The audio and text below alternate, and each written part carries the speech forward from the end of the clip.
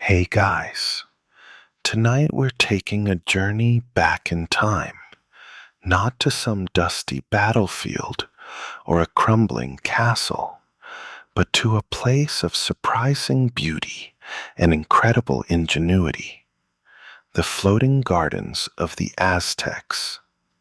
Imagine, if you will, gently drifting across the shimmering surface of a vast lake, not in a boat, but on solid ground, surrounded by vibrant green rows of maize, beans, and colorful flowers, all swaying softly in the breeze.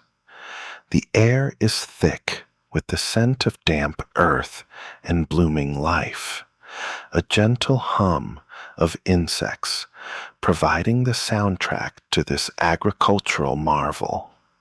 You're not just observing, you're there, feeling the slight give of the ground beneath your feet, hearing the soft lapping of water against the edges of your verdant island. Now, while it all sounds incredibly peaceful, let's be real for a moment.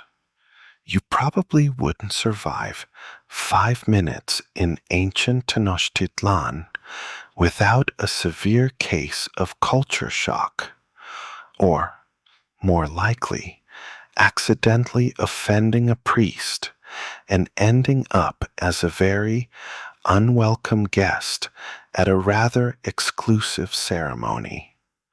But tonight, we'll stick to the serene side of things, focusing on the sheer brilliance of a civilization that built an empire on water. So, before you get comfortable, take a moment to like the video and subscribe, but only if you genuinely enjoy what I do here. And if you're up for it, drop a comment below with where you're listening from and what time it is for you right now. It's always fascinating to see how far these sleepy history tales travel. Now, dim the lights. Maybe turn on a fan for that soft background hum, and let's ease into tonight's journey together. Our story begins not with a grand construction project, but with a need, a very human, very ancient need for food.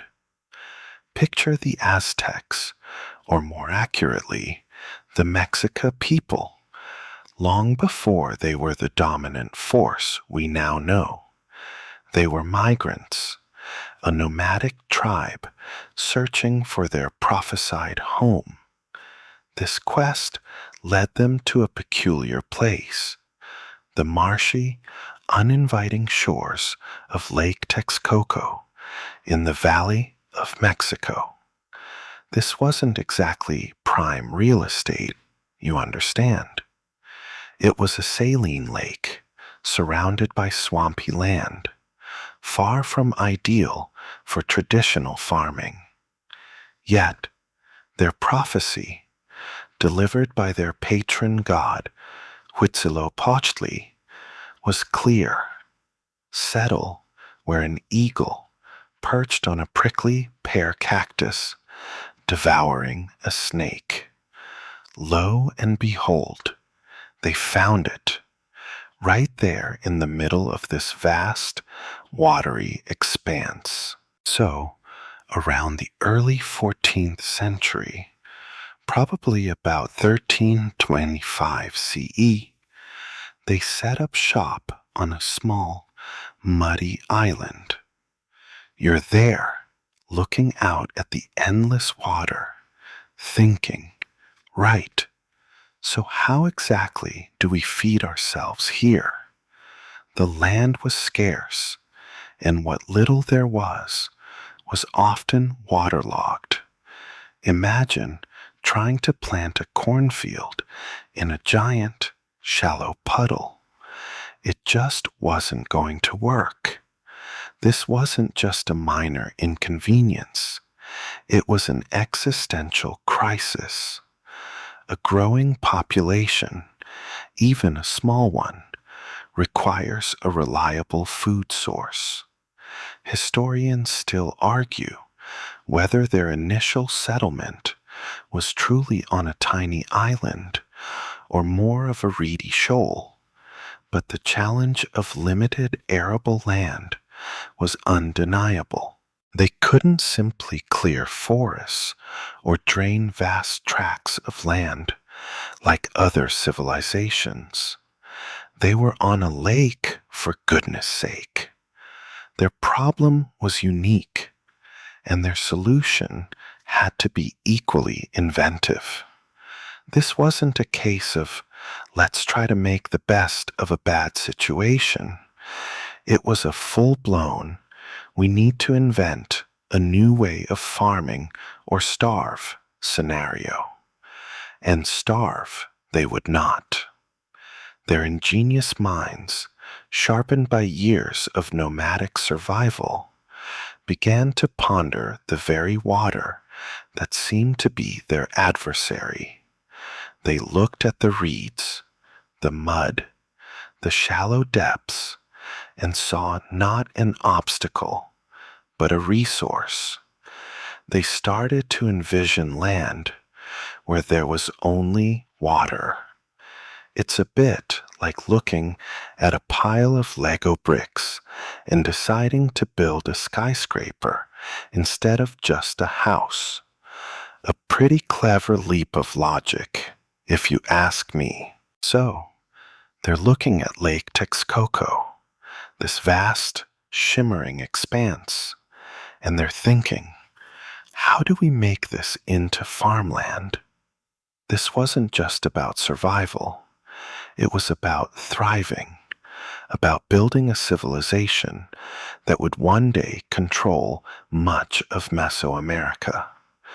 The necessity for food wasn't just a growling stomach. It was the foundation of their entire societal structure. Without a reliable and abundant food supply, a large, complex urban center like Tenochtitlan, which would eventually become one of the largest cities in the world, simply couldn't exist. Imagine trying to run a city of hundreds of thousands of people on what you could gather from the wilderness or trade from distant lands. It'd be like trying to power a modern city with a single AA battery. Utterly impossible. Their solution wasn't an overnight epiphany, but rather a gradual evolution of agricultural techniques refined over generations. It was a true testament to human ingenuity when faced with daunting environmental constraints. You might have heard about them building pyramids and complex calendars, but honestly, this agricultural innovation might be even more impressive because it directly sustained their entire population. The initial attempts were probably rudimentary, perhaps just piling up mud and reeds in shallow areas, seeing what would grow. But they quickly realize the potential of their watery environment. What they developed were chinampas, often translated as floating gardens, though that's a bit of a misnomer, as you'll soon see. They don't actually float around like rafts.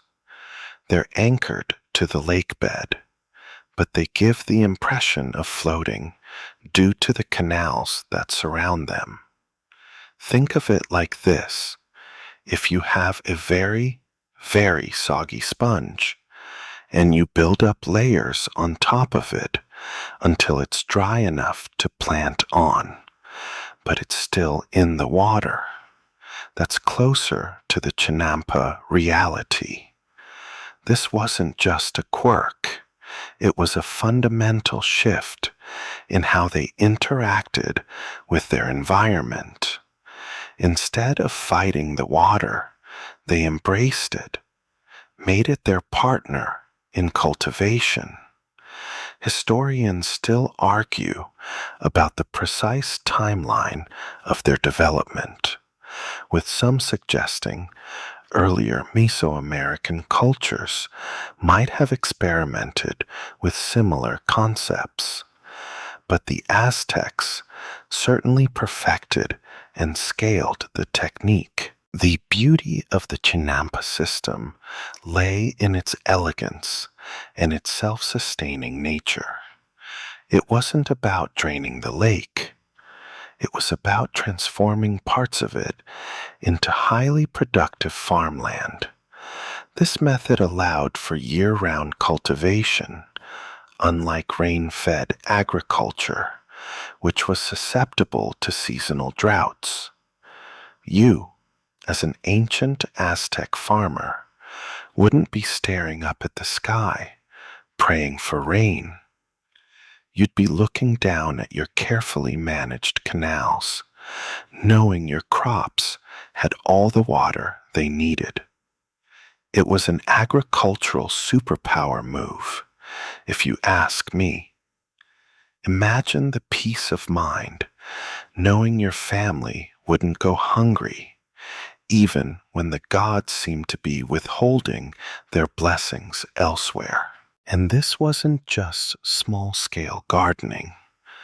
This was an industrial-scale agricultural enterprise designed to feed a burgeoning empire.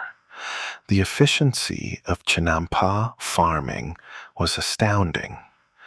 These plots were incredibly fertile and yielded multiple harvests each year.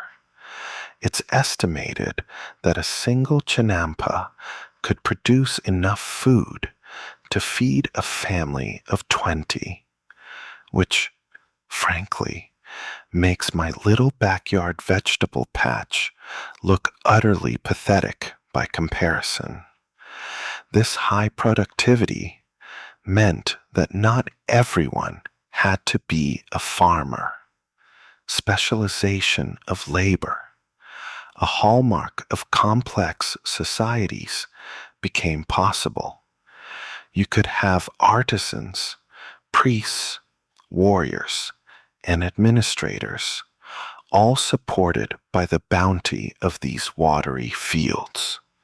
So, while you're drifting off to sleep, remember that these floating gardens were literally the bedrock of a mighty civilization. Now, let's get into the nitty-gritty of Chinampa construction. This wasn't just a haphazard piling of dirt.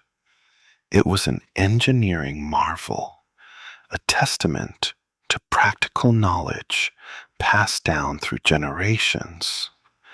Imagine yourself in ancient Tenochtitlan, standing by the shallow lake, watching this process unfold. You'd see groups of workers, often in family units or communal teams, diligently working the water. This wasn't heavy machinery, mind you. This was all done by hand, with simple tools, but with an immense understanding of their environment. The first step was usually to mark out the rectangular plots in the shallow lake bed.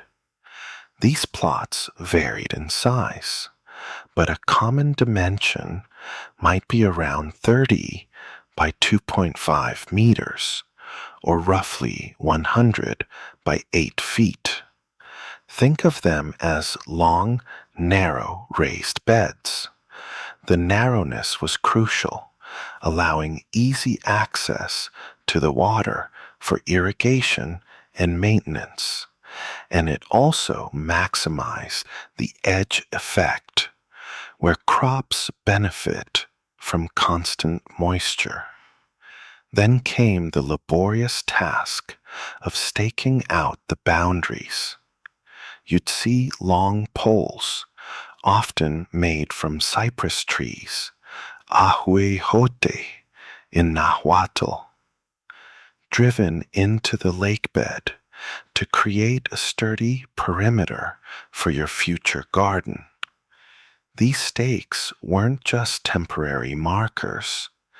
They would eventually sprout roots, stabilizing the chinampa even further and providing natural windbreaks. It's a bit like building a giant, leaky basket in the middle of a pond, knowing that eventually the basket itself will become a living part of the structure. Once the perimeter was established, the real work began. Dredging. You'd watch as workers, likely using long poles with baskets or woven mats attached, scooped up the nutrient-rich mud, silt, and decaying vegetation from the bottom of the surrounding canals and piled it within the staked-out area. This mud wasn't just dirt.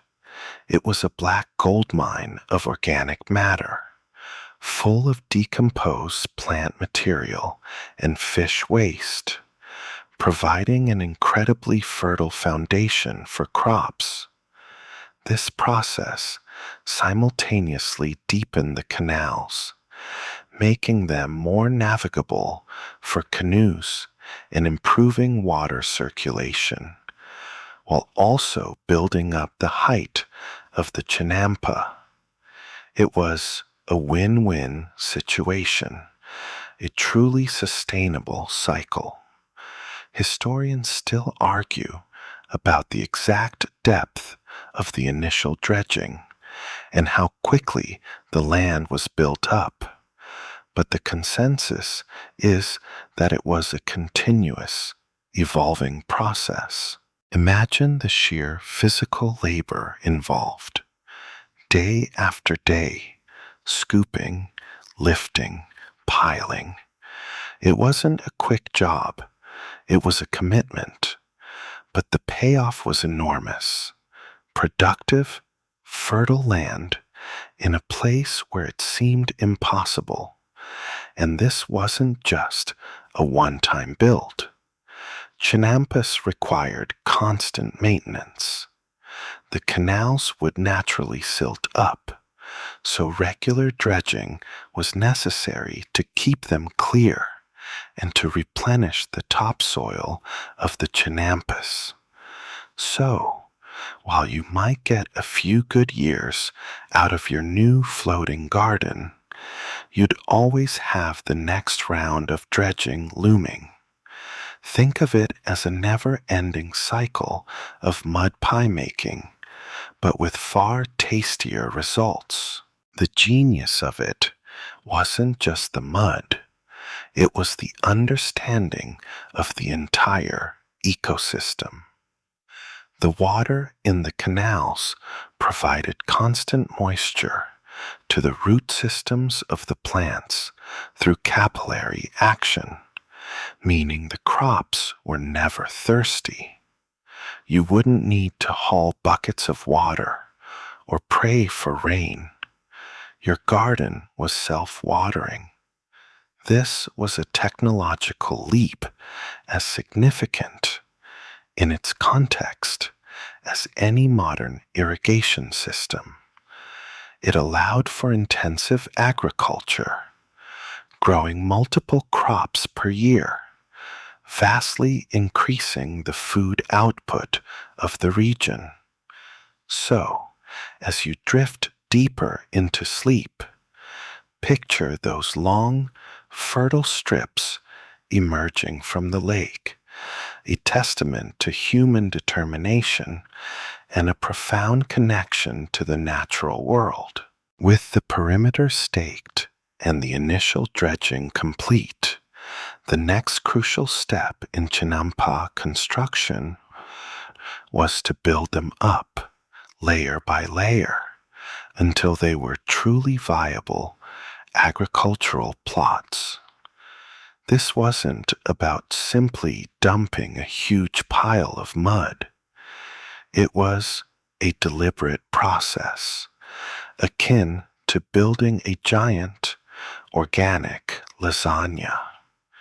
You'd see workers carefully placing different materials to create a stable, fertile, and well-draining environment for the plants. The first significant layer after the initial mud from the canal bottom often involved dense bundles of reeds, rushes, and other aquatic vegetation.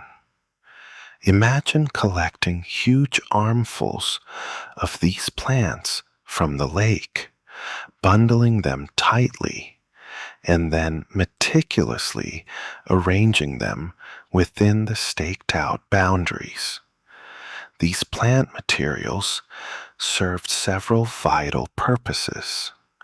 They provided bulk, helping to raise the height of the chinampa quickly without requiring an endless supply of heavy mud.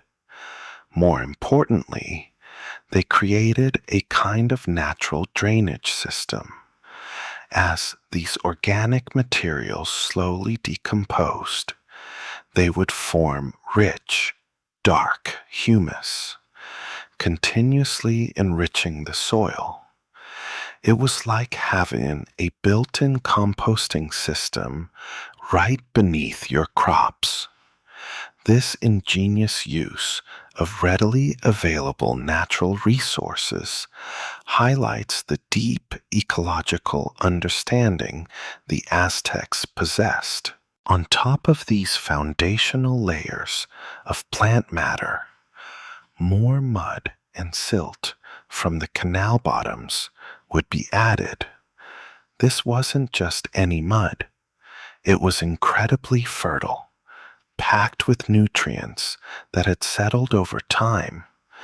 Each scoop brought up a fresh supply of rich, black earth, ready to nurture new growth.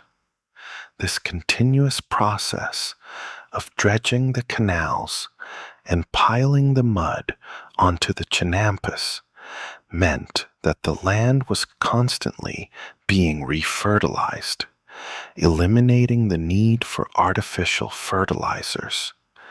It was a truly sustainable agricultural system, long before anyone conceived of the term sustainability. Historians still argue about the exact composition of these layers across different chinampas, as local availability of materials likely led to regional variations. As the chinampa grew in height, workers would also incorporate older, spent plant material from previous harvests. Stalks of corn, bean vines, and other agricultural waste weren't simply discarded. They were returned to the earth, contributing to the ever-growing organic matter within the chinampa. This recycling of biomass was a closed-loop system, ensuring that nothing went to waste and that the fertility of the soil was continuously maintained. It's almost like the Aztecs had discovered the secret to perpetual soil rejuvenation. Try doing that with your backyard garden. You're probably constantly adding bags of compost from the store, right? Not these guys. They grew their own. Finally, the top layer would be a fine, carefully prepared soil, sometimes brought in from the mainland if a particularly rich loam was desired for certain delicate crops. This surface layer was meticulously smoothed and prepared for planting. The final height of a chinampa could vary, but they were generally built up high enough so that the topsoil was well above the water level, keeping the roots of the plants moist, but not waterlogged. The narrow canals running between the chinampas, typically about a meter wide, provided not only the material for construction, but also constant access for tending crops and transportation by canoe. So, as you drift off, imagine these hard-working ancient engineers patiently building up their floating fields, brick by organic brick, creating an agricultural powerhouse from nothing but mud, reeds, and sheer determination. With the chinampa meticulously layered and built up, the next critical element was water management. It might seem counterintuitive when you're literally surrounded by water, but precisely controlling its flow and level was paramount to the success of these floating gardens.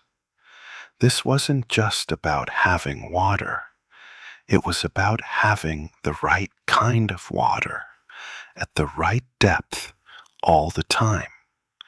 The Aztecs, keen observers of their environment, understood this implicitly. You see, Lake Texcoco wasn't uniformly fresh. It had areas of brackish or even saline water, especially on its eastern side, which wouldn't be suitable for growing most crops. The chinampas, therefore, were concentrated primarily in the freshwater zones of the southern lakes, in areas like Xochimilco and Chalco. But even within these freshwater areas, controlling the water flow was essential. The narrow canals that separated each chinampa weren't just for transportation. They were integral to the irrigation system. They acted as a continuous, self-watering reservoir for the crops. The brilliant aspect of this system was its reliance on capillary action. Imagine a sponge sitting in a shallow tray of water. The sponge draws the water up, keeping itself moist. The chinampas worked in a similar way. The base of the chinampa, packed with organic matter and mud, acted like that giant sponge, drawing moisture up from the surrounding canals directly to the roots of the plants. This meant the plants received a constant, gentle supply of water, never too much to drown them, never too little to let them wilt. You wouldn't need to worry about droughts, or even about hand watering your crops daily. Your chinampa was doing all the hard work for you, a marvel of ancient hydroengineering. Beyond just the capillary action, the Aztecs also implemented more direct forms of water management. They built intricate systems of dikes and sluice gates to control the water levels within different sections of the lake and to separate freshwater zones from saline ones. The most famous of these was the Great Dike of Netzahualcoyotl, built in the mid-15th century, which stretched for miles across the lake, effectively dividing it into a freshwater western section where Tenochtitlan and the Chinampas thrived, and a more saline eastern section. This massive civil engineering project was crucial for maintaining the delicate ecological balance necessary for Chinampa agriculture. Historians still argue about the precise impact of this dike on the overall lake ecosystem and whether it contributed to long-term environmental changes. Imagine the foresight required to plan and execute such a colossal project. It wasn't just about feeding a few families. It was about securing the food supply for an entire city, an entire empire. And it wasn't a static system. It required constant monitoring and adjustment. During heavy rains, excess water could be diverted or allowed to drain slowly. During dry spells, water levels in the canals could be maintained by the larger lake system or by strategic diversions. This active management ensured that the Chinampas remained consistently productive, turning a seemingly challenging environment into one of the most fertile agricultural zones in the ancient world. It's a pretty smart trick, making a giant lake work for you rather than against you, isn't it? Definitely beats trying to grow potatoes in a desert. With the Chinampa beds perfectly constructed and the water levels expertly managed, it was time for the true purpose of these floating gardens to be realized: growing food. And not just any food, but a diverse bounty that sustained a massive urban population. You see, the Aztecs weren't just cultivating a monoculture. They understood the benefits of variety, often employing polyculture, where multiple crops were grown together on the same plot. This maximizes yields and also provides natural pest control and soil enrichment. It's like a tiny, self-contained ecosystem designed for optimal output. The absolute superstar of the Aztec diet, and therefore of the Chinampa, was, of course, maize or corn. You'd see tall, vibrant stalks of corn swaying gently in the breeze, their ears ripening under the Mesoamerican sun. Maize wasn't just a food, it was life itself, deeply ingrained in their spiritual beliefs and daily rituals. But it wasn't alone. Alongside the corn, you'd find beans, often pole beans, climbing up the corn stalks, forming a symbiotic relationship that modern organic farmers still swear by. The beans fix nitrogen in the soil, enriching it for the hungry corn, while the corn provides a natural trellis for the beans. It's a perfect partnership, like a very productive historical sitcom duo. Then there were the squash plants, their broad leaves sprawling across the Chinampa surface, shading the soil and retaining moisture. The three sisters, corn, beans, and squash, were the foundation of Mesoamerican agriculture, and they thrived in the Chinampa system. But the bounty didn't stop there. You'd also see chili peppers, essential for their fiery cuisine, and a wide variety of other vegetables and fruits: tomatoes, amaranth, a highly nutritious grain and leafy green, and various kinds of gourds were all staple crops. Beyond the staples, the Chinampas also produced a surprising array of specialized crops.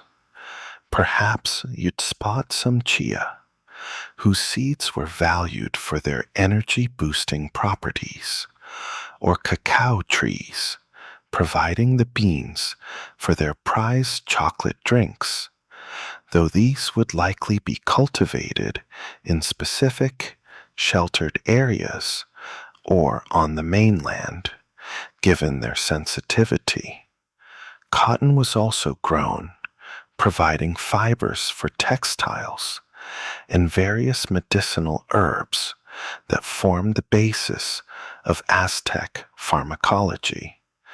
It was a true super farm, churning out everything from daily sustenance to luxury goods and vital medicines. Historians still debate the exact percentage of the Aztec diet supplied by Chinampas, but it was undoubtedly substantial, possibly supporting over half of the capital city's population.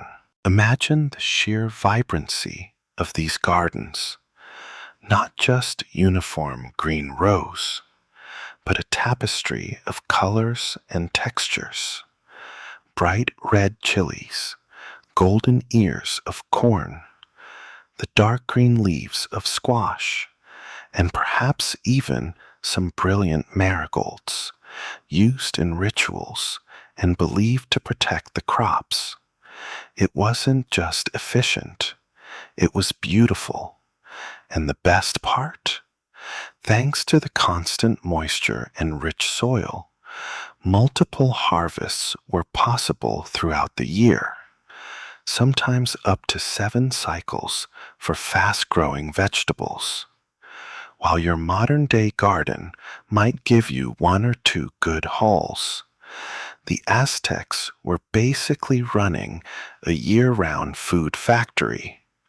So, as you let your mind wander, picture this ancient, verdant landscape, teeming with life and providing an endless supply of nourishment for a thriving civilization. Now, you might be wondering, how did they manage all this intensive agriculture without modern machinery? The answer lies in simple, yet incredibly effective tools and techniques honed over centuries. Imagine you're an Aztec farmer, out on your chinampa in the early morning light.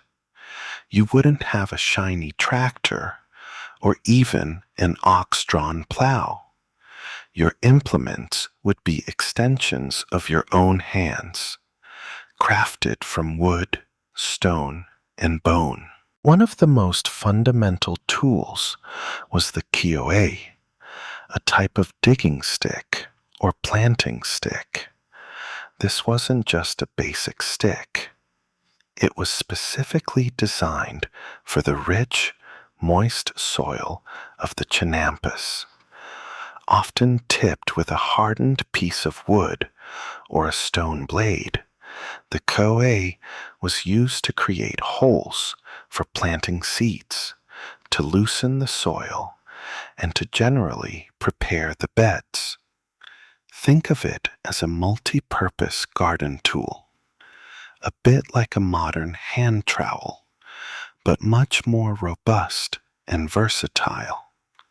You'd plunge it into the soft earth, twist, and pull, creating the perfect pocket for a corn kernel or a bean seed.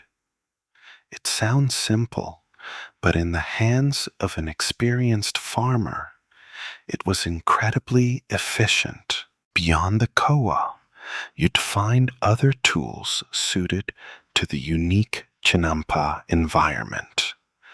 Baskets woven from reeds or agave fibers were essential for carrying the precious mud from the canals onto the chinampa beds.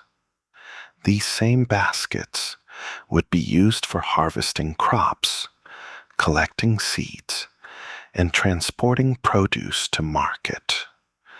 You might also see simple hoes made from wood or stone, used for weeding and general soil maintenance. Remember, the goal was to disturb the soil as little as possible to maintain its structure and fertility. One of the cleverest techniques employed by the Aztecs was the use of seed beds or nurseries, known as chapin beds.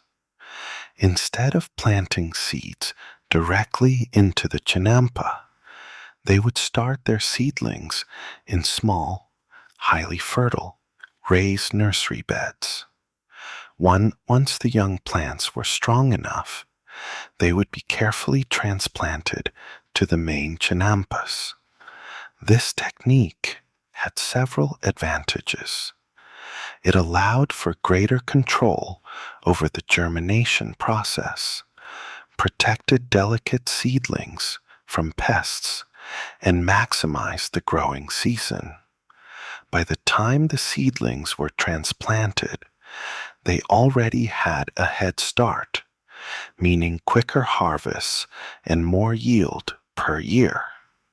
It's a bit like buying pre-grown plants from a garden center today, but the Aztecs were doing it thousands of years ago on a massive scale. Historians still debate the extent to which this practice was universally applied across all chinampas, or if it was more common for certain crops. Another key technique was continuous cultivation. Because the chinampas were so fertile and constantly irrigated, they could support multiple growing cycles throughout the year. As soon as one crop was harvested, the next was already being planted, either directly or from pre-grown seedlings.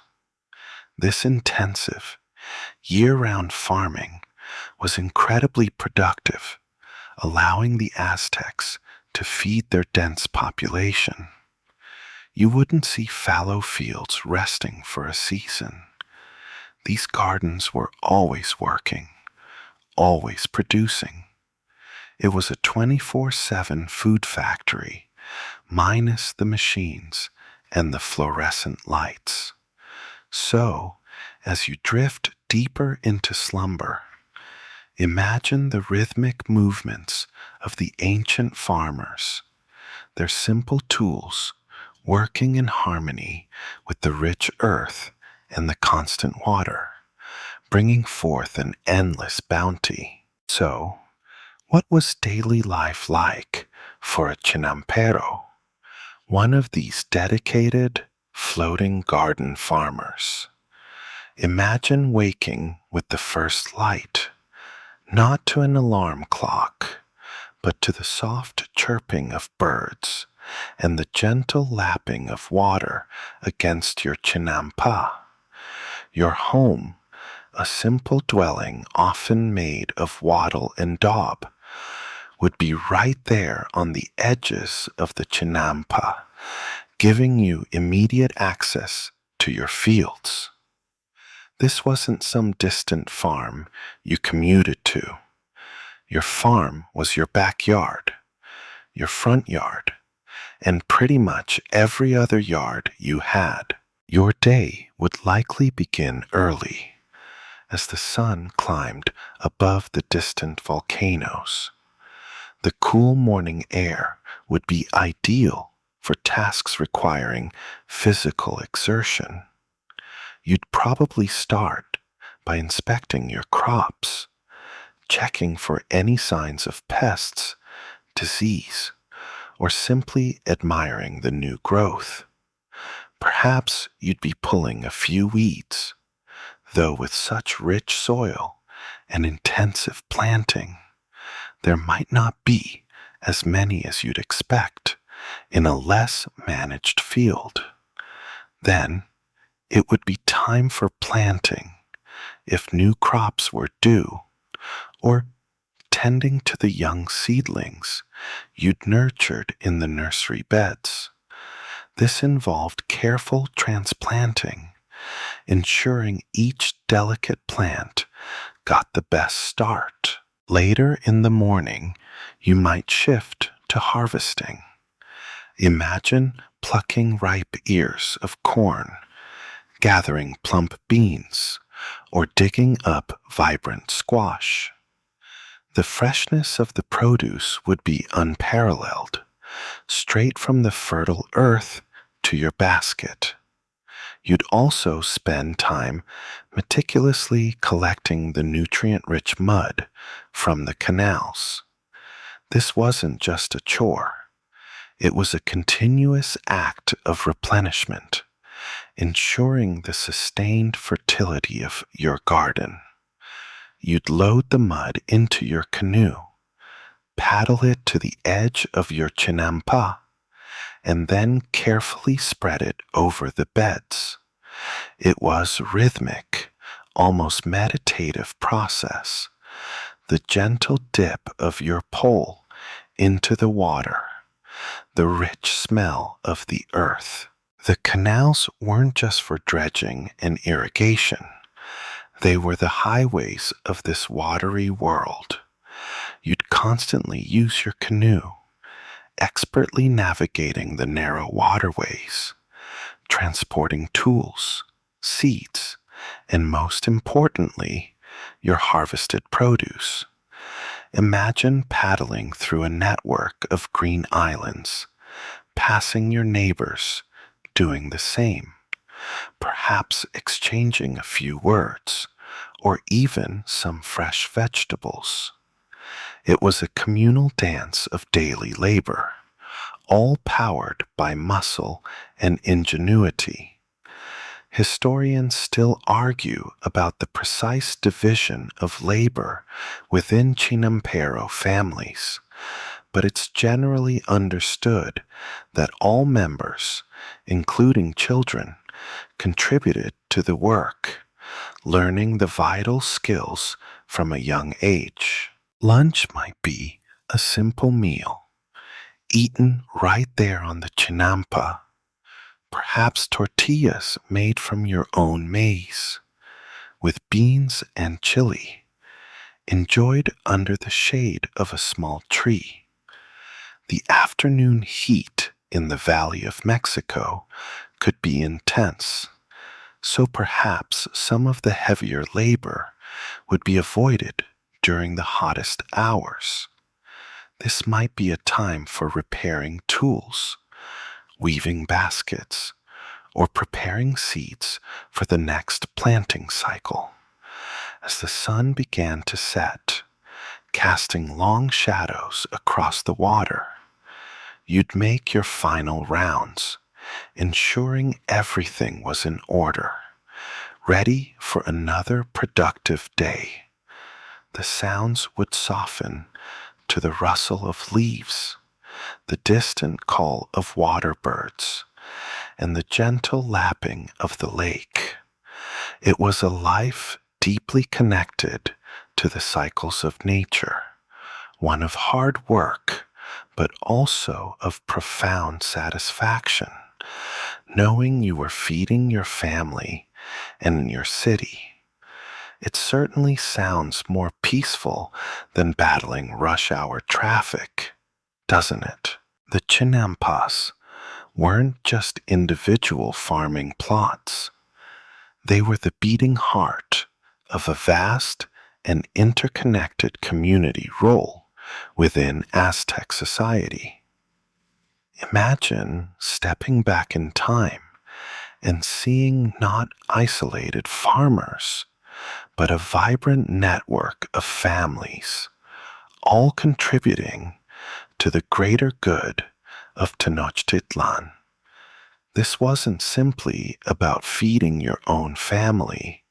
It was about feeding an entire burgeoning city, a metropolis that grew to rival the largest in Europe.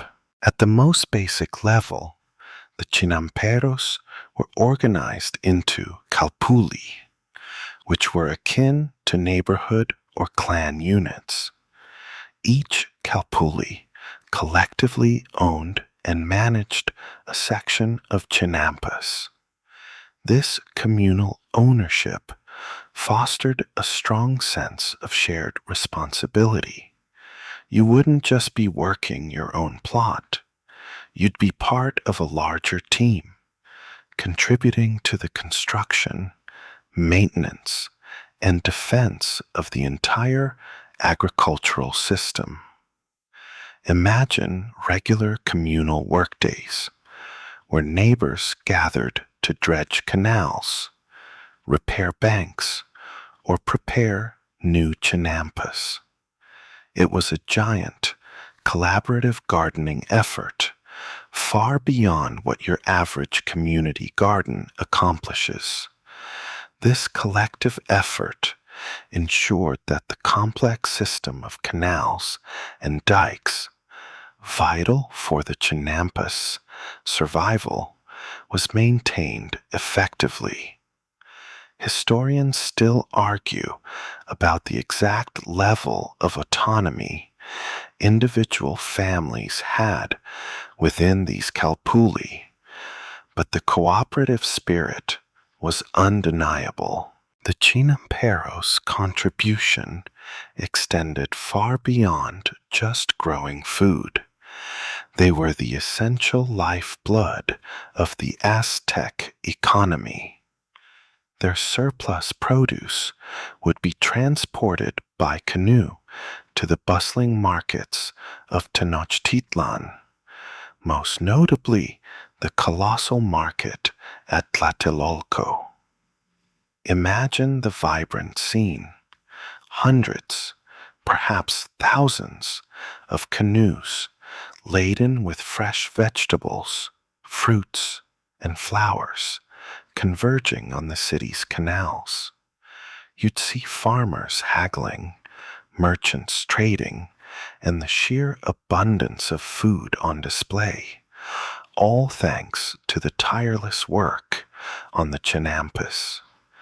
This trade wasn't just local, it fueled the wider Aztec tributary system, as other regions often paid tribute in goods, not just crops, but also in labor that might have contributed to Chinampa expansion or maintenance. Being a Chinampero was a respected profession, not just a menial task. These farmers were skilled individuals, possessing deep knowledge of agricultural cycles, water management, and soil fertility. Their expertise was crucial for the prosperity of the empire. You, as a Chinampero, would hold a vital place in society, your efforts directly translating into the strength and stability of the Aztec state.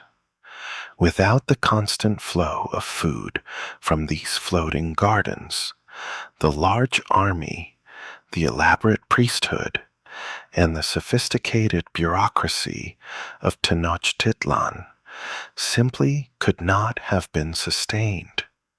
It's a bit like being a vital organ in a massive living body. You might not be the flashy brain or the strong heart, but without you, nothing else works. The social structure also involved the state's oversight.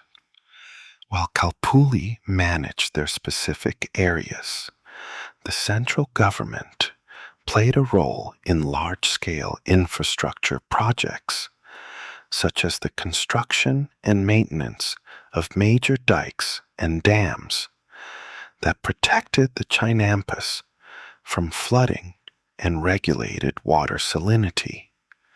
This blend of local autonomy and centralized planning showcased a sophisticated understanding of how to manage both resources and people. So, as you drift into a deeper sleep, consider the intricate web of relationships and responsibilities that made these floating gardens not just a marvel of agriculture, but a cornerstone of Aztec communal life and imperial power. Beyond the crops and the dedicated farmers, the Chinampas fostered a rich and dynamic flora and fauna, creating a vibrant ecosystem right there in the middle of a burgeoning city.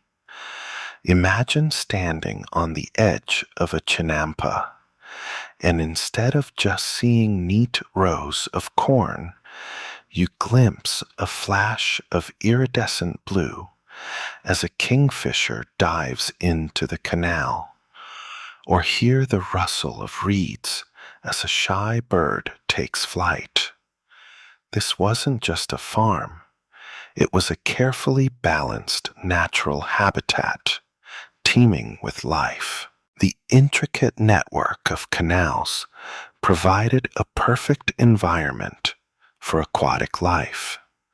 You'd find various species of fish, like the small silvery chimalpahin, a type of Mexican killifish, darting through the clear water.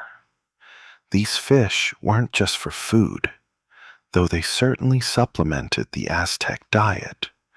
They also played a role in the ecosystem by consuming insect larvae and contributing to the rich organic matter at the bottom of the canals, which, as you remember, was then scooped up to fertilize the Chinampas.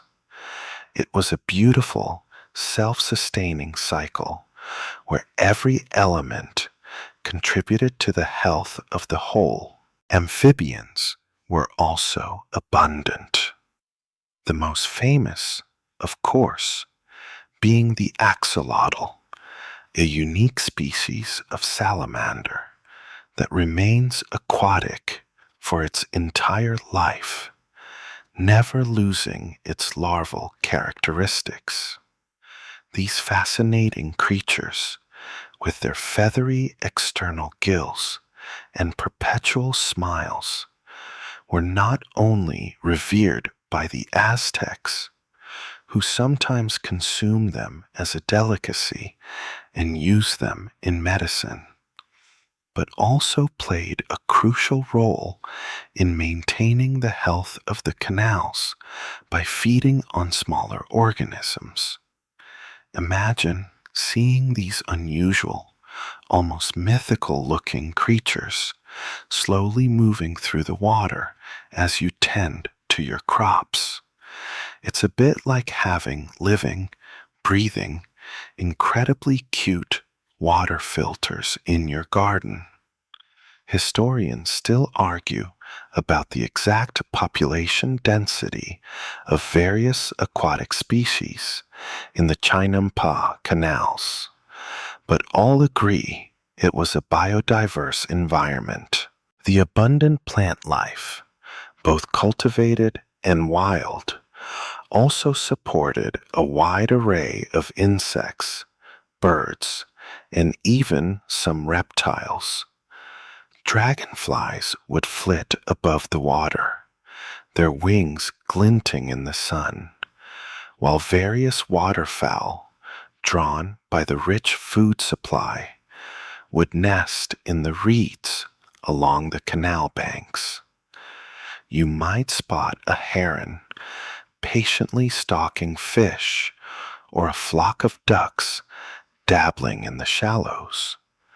The tall cypress trees planted along the Chinampa edges, the same ones whose branches might have provided the initial stakes, offered nesting sites and perches for birds, further integrating the agricultural landscape with the natural world. Even the cultivated plants themselves contributed to this vibrant ecosystem.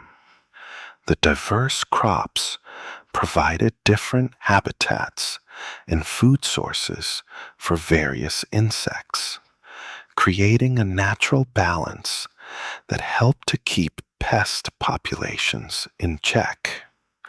It was a holistic approach to agriculture, far removed from modern monoculture farms that often rely on chemical interventions. The Chinampas were not just places where food grew. They were living, breathing examples of how human ingenuity could work in harmony with nature, creating a highly productive system that also supported a rich tapestry of life. So, as you drift off, picture this serene, bustling world of the Chinampas, a mosaic of green islands and sparkling water, alive with the gentle hum of an ancient, thriving ecosystem. The Chinampas, and indeed all of Aztec agriculture, were deeply interwoven with their spiritual connection to the land, the water, and the very act of growing food. For the Aztecs, farming wasn't just a mundane chore. It was a sacred duty, a collaboration with the gods, and a reflection of the cosmic order. Imagine yourself an Aztec farmer, not simply planting seeds, but participating in an ancient, vital ritual. Every stage of the agricultural cycle, from preparing the soil to harvesting the bounty, was imbued with religious significance. The earth, Tlaltecutli, was a primordial creator deity, often depicted as a monstrous toad, whose body formed the very land. The waters of Lake Texcoco and the life-giving rain were under the domain of Tlaloc, the powerful rain god, often associated with fertility and abundance. You wouldn't just dredge mud, you would be carefully interacting with the living body of the earth and drawing from the sacred waters bestowed by Tlaloc. Neglecting your Chinampa wasn't just poor farming, it was disrespecting the deities who provided for you. Specific ceremonies and offerings were performed at various points in the growing season. Before planting, seeds might be blessed, small offerings made to the earth to ensure fertility. During periods of drought or heavy rain, more elaborate rituals, sometimes involving human sacrifice, though not necessarily from the Chinampero community itself, mind you, mostly captives from warfare, would be performed to appease Tlaloc and other deities, seeking their favor for a good harvest. These weren't acts of desperation. They were integral parts of their worldview, a continuous dialogue with the divine forces that governed their existence. Historians still argue about the precise balance between pragmatic agricultural techniques and purely ritualistic practices in ensuring Chinampa productivity. The very crops themselves held spiritual meaning. Maize, as we mentioned, was particularly sacred, often linked to the creation myths and the sustenance of humanity. The growth of a cornstalk, from tiny seed to tall plant bearing kernels, mirrored the cycle of life, death, and rebirth. You, as a Chinampero, weren't just growing food, you were nurturing life, participating in the divine drama of creation and renewal. It added a layer of profound meaning to every swing of the koa and every scoop of mud. Even the cypress trees, planted along the chinampa edges, the ahuejotes, were seen as sacred, their long drooping branches evoking a connection to water and fertility. They were not just windbreaks or structural supports. They were living manifestations of the divine presence, silent guardians of the floating gardens. Imagine the sense of awe and connection you'd feel, surrounded by these living entities, knowing that your daily toil was part of a much larger, sacred cosmic dance. So, as the ancient Aztecs worked their chinampas, they weren't merely laborers. They were custodians of a sacred landscape, interacting with powerful deities, ensuring the prosperity of their people through a profound blend of practical skill and deep spiritual reverence.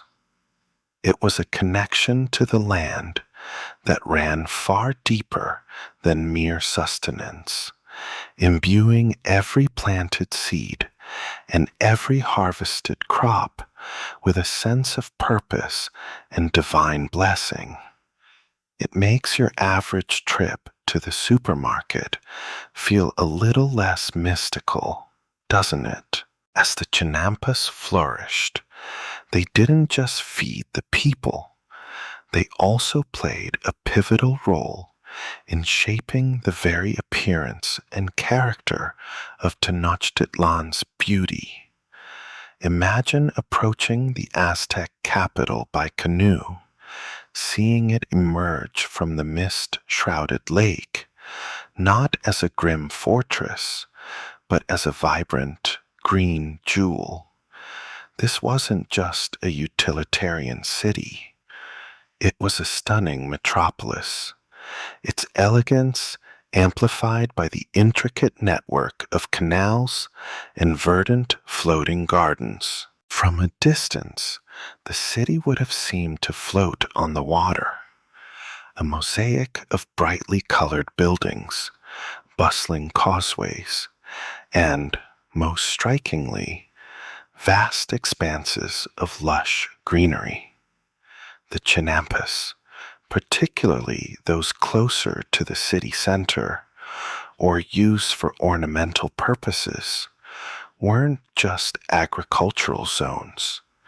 They were part of the urban aesthetic. Picture long, narrow strips of vibrant plant life stretching out, separated by shimmering waterways that reflected the sky and the city's majestic temples. It would have been a view unlike anything in the old world, a testament to human adaptation and artistic vision. The canals themselves, fed and maintained by the Chinampa system, acted as the city's arteries. They were meticulously kept, their waters relatively clear, thanks to the diligent dredging and the natural filtering action of the surrounding ecosystem. Canoes, laden with produce, people, and goods, would glide silently along these waterways, adding to the picturesque scene. Imagine the sounds, the gentle dip of paddles, the distant murmur of voices, the occasional call of a bird. It was a serene, almost dreamlike environment, especially compared to the crowded, often unsanitary cities of contemporary Europe. Historians still argue about the precise cleanliness levels of the canals within the city proper, but compared to medieval European cities, they were likely far more hygienic due to the constant water flow and waste management practices. And it wasn't just about the food-producing Chinampas. Wealthy nobles and rulers also maintained elaborate gardens within their compounds, some of which mimicked the Chinampa style or incorporated elements of it. These ornamental gardens, filled with exotic flowers, fragrant herbs, and even small zoological collections, further enhance the city's beauty and showcase the Aztec mastery over their environment. Imagine strolling through a noble's courtyard, surrounded by vibrant blooms and the soothing sound of water features, all within a city built on a lake. The causeways connecting the island city to the mainland also offered breathtaking views of the surrounding Chinampa landscape. As you walked or were carried along these elevated paths, you'd look out over an endless checkerboard of green and blue, stretching to the horizon. It created a sense of harmony between the built environment and the natural world, a city that didn't conquer nature but elegantly incorporated it. It's a far cry from concrete jungles, isn't it? Imagine if your daily commute involved gliding past fields of fresh produce instead of endless traffic jams. A definite upgrade, I'd say. So, as you drift deeper into sleep, visualize this ancient city not just as a center of power, but as a place of extraordinary natural beauty, its splendor literally floating on water, a testament to the Aztecs' unique and captivating vision.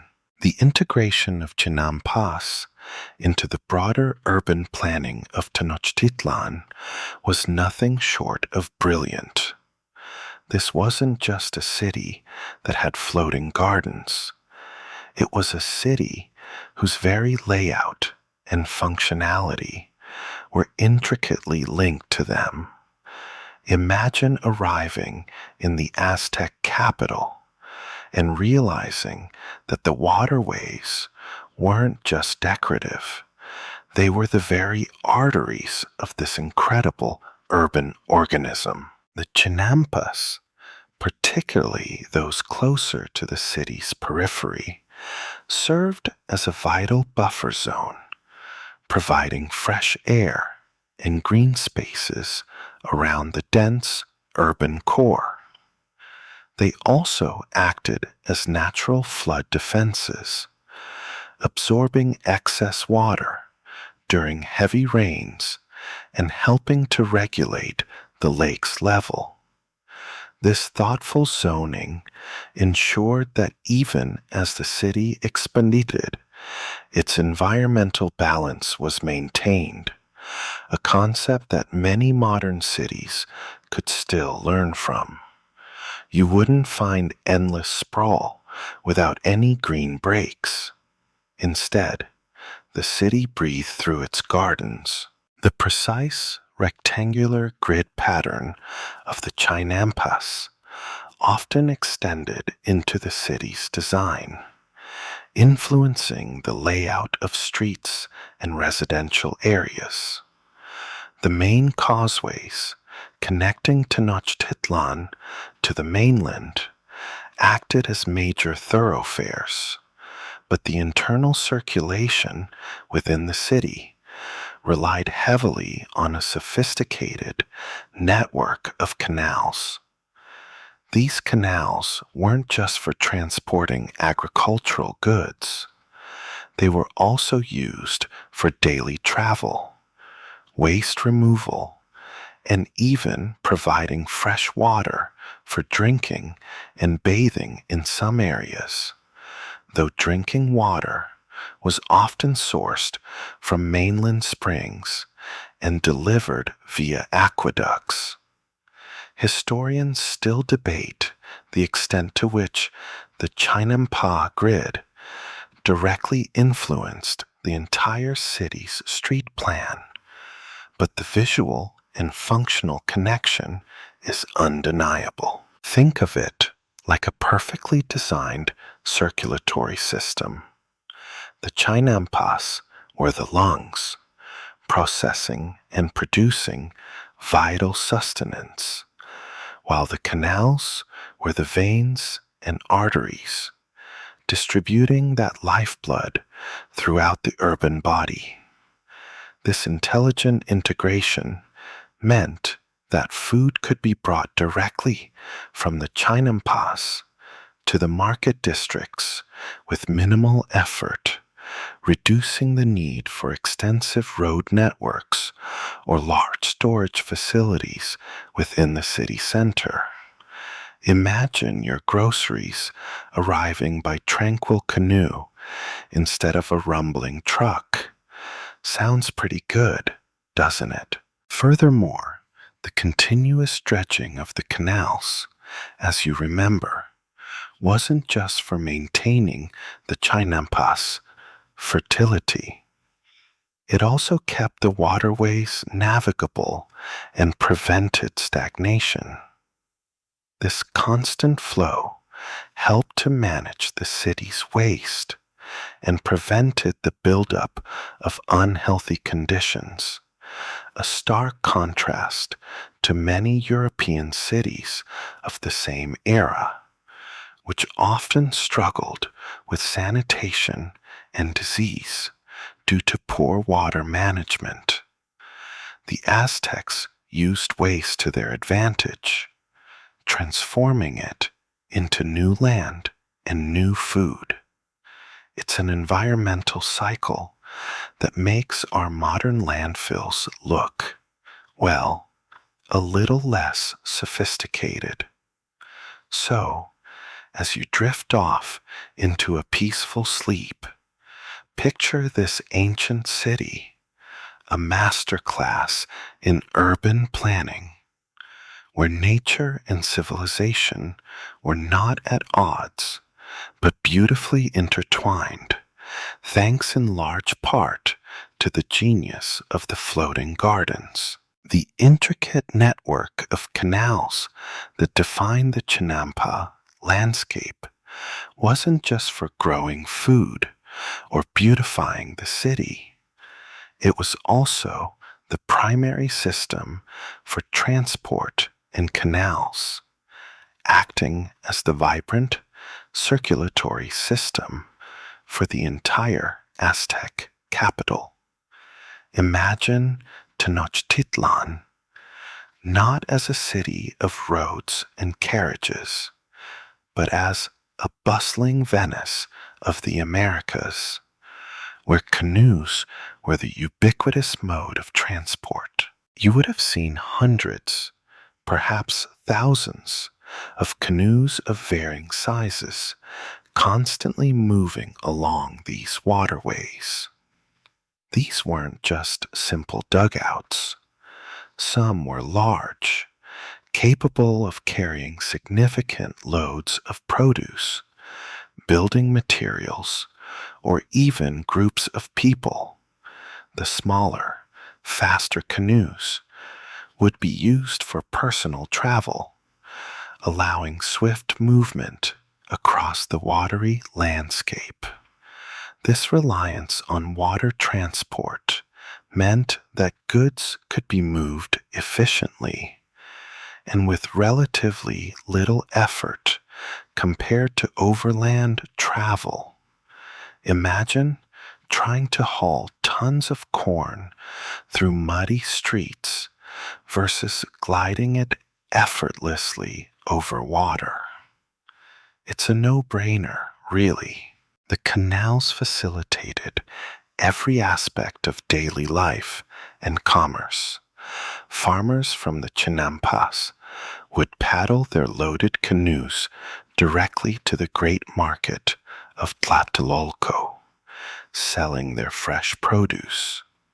This direct link between farm and market meant that food was incredibly fresh, often harvested just hours before being sold. You wouldn't find week-old vegetables here. Everything was vibrant and recently picked. This ease of trade and distribution was a key factor in Tenochtitlan's ability to feed its massive population. Historians still debate the total volume of goods transported daily through these canals, but all estimates point to an incredibly active and efficient system. Beyond food, the canals were used for transporting building materials like stone, timber, and adobe bricks for construction projects across the city. Imagine giant logs being floated down the waterways, or heavy blocks of volcanic stone moving steadily towards a new temple site.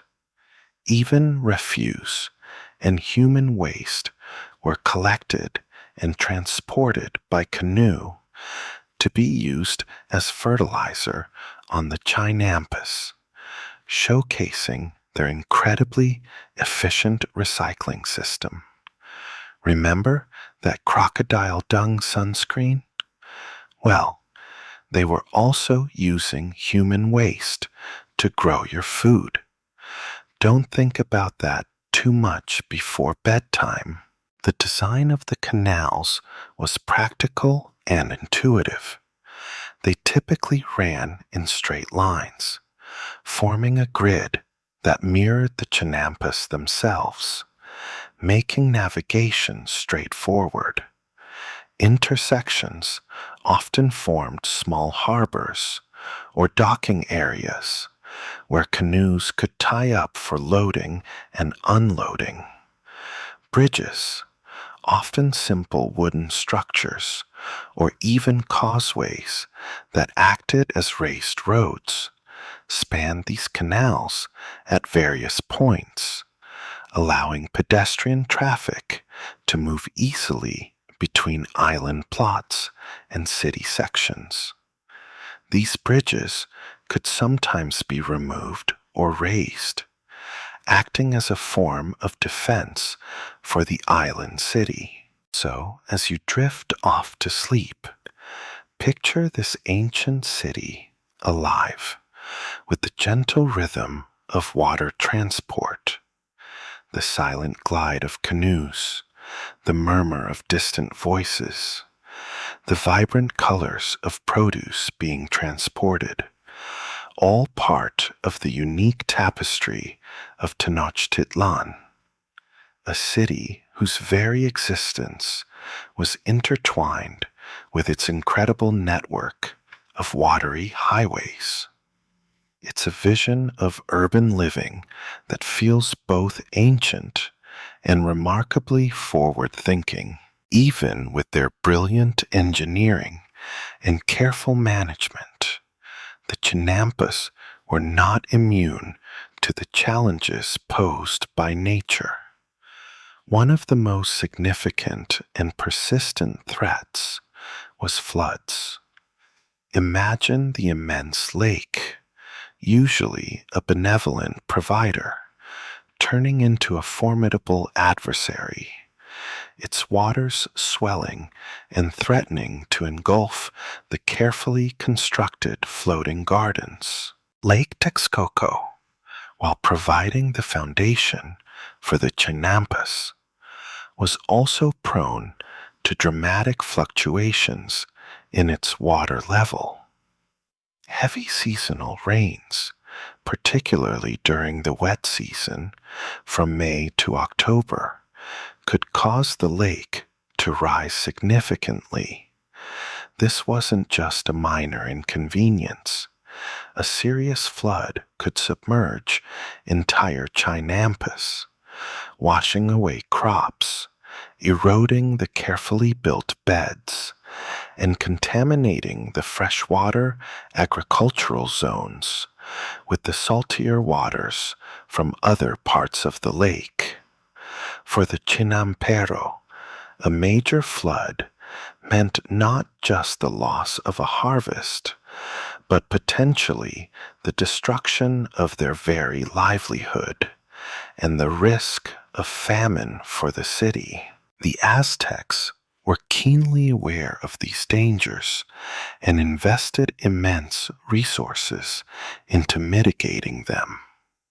You remember the great dike of Netzahualcoyotl we touched upon earlier? This colossal engineering feat, built in the mid-15th century under the guidance of the ruler Netzahualcoyotl of Texcoco, was a primary defense against flooding. Stretching for miles across the lake, this massive earthen and stone barrier effectively divided Lake Texcoco into two distinct sections: a western, freshwater zone where Tenochtitlan and the Chinampas were located, and an eastern, more saline and flood-prone zone. Sluice gates in the dike allowed for controlled water flow, preventing sudden surges from inundating the agricultural areas. Historians still argue about the exact long-term effectiveness of this dike against the most severe floods, but its construction was a monumental achievement. Beyond this grand infrastructure, local Chinamperos also employed smaller-scale methods to protect their plots. They would continuously raise the height of their Chinampas by adding more mud and vegetation, literally building them up above the average water level. They also maintained and reinforced the edges of their plots, using more stakes and woven reed barriers to prevent erosion during high water. Imagine the constant vigilance required, always watching the water levels, always ready to reinforce your precious patch of land. It was a never-ending battle against the forces of nature, a dance between human ingenuity and environmental unpredictability. Despite all these efforts, catastrophic floods did occur. There were historical accounts of severe floods that devastated parts of Tenochtitlan and its surrounding Chinampas, causing famine and hardship. These events would have been truly terrifying, wiping out months of hard work in a single deluge. But the resilience of the Aztecs was evident in their ability to rebuild, to learn from each disaster, and to adapt their strategies. They were constantly refining their methods, battling against the very element that sustained them. So, as you drift deeper into sleep, reflect on the delicate balance the Aztecs maintained, a constant struggle against the power of the lake, even as they harnessed its life-giving potential. Even if the Chinampas survived the watery wrath of floods, another pervasive challenge awaited: pests and solutions.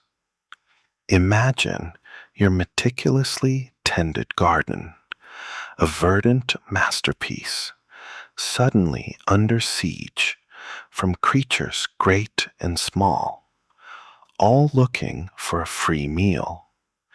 The Aztecs, like any ancient agricultural society, faced constant battles against insects, rodents, and birds. The most common adversaries would have been insect pests. You might envision swarms of grasshoppers descending on tender, young maize shoots, or beetles munching on the leaves of your squash plants. Without modern pesticides, the Chinamperos relied on a combination of natural observation, traditional knowledge, and ingenious preventative measures.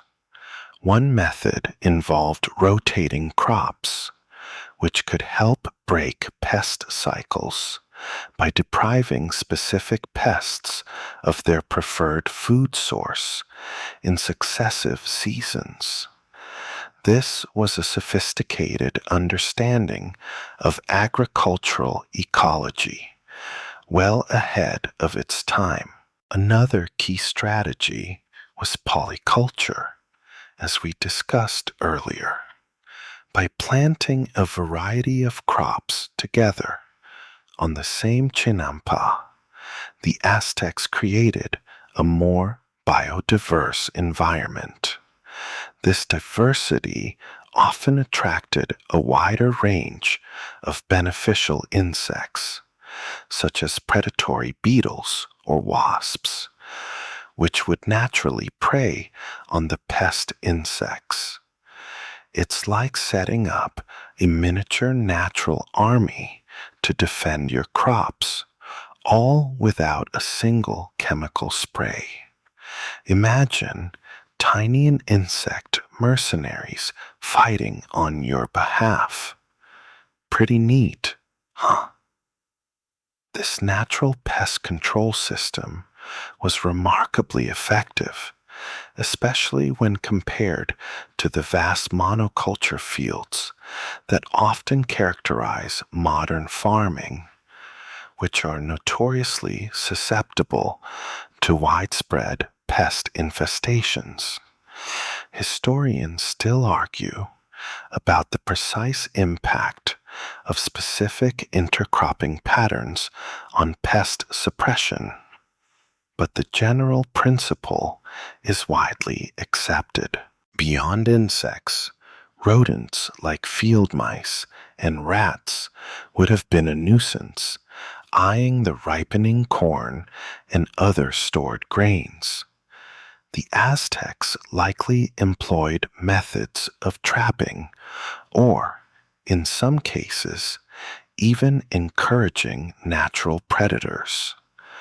While they didn't have house cats as we know them, various species of small wild felines, or even snakes, might have been tolerated or encouraged around the perimeter of the Chinampa to keep rodent populations in check.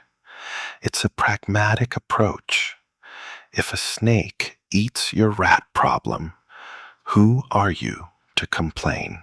Birds, too, could be a problem, especially during harvest season, swooping down to snatch ripe seeds and fruits. Simple scare devices, like noisemakers or effigies, might have been used. And of course, constant vigilance was key. The Chinamperos' daily inspection of their plots wasn't just about checking water levels. It was also about spotting nascent pest problems before they could escalate into full-blown invasions. early detection and manual removal of pests would have been a regular chore. So, while you're cozying up, remember the quiet, persistent struggle of the ancient Chinampero against these tiny but formidable adversaries. It wasn't a battle fought with grand weapons, but with observation, patience, and a deep understanding of the delicate ecological balance that kept their floating gardens productive and their city fed. It certainly makes you appreciate your pest-free pantry, doesn't it? With the chinampas protected from floods and pests, the ultimate reward for the chinamperos' tireless efforts was the harvest and feast. Imagine the satisfaction of seeing your fields bursting with ripe produce, the culmination of months of meticulous work, all leading to abundant food that sustained both your family and an entire empire.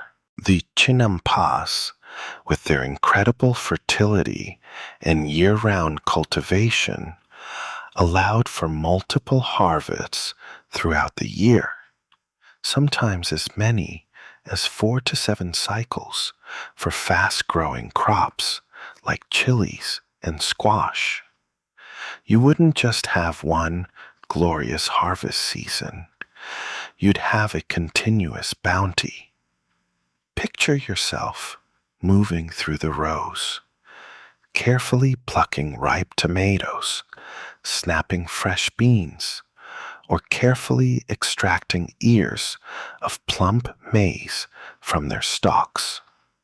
The air would be filled with the earthy scent of fresh produce, a tangible aroma of prosperity.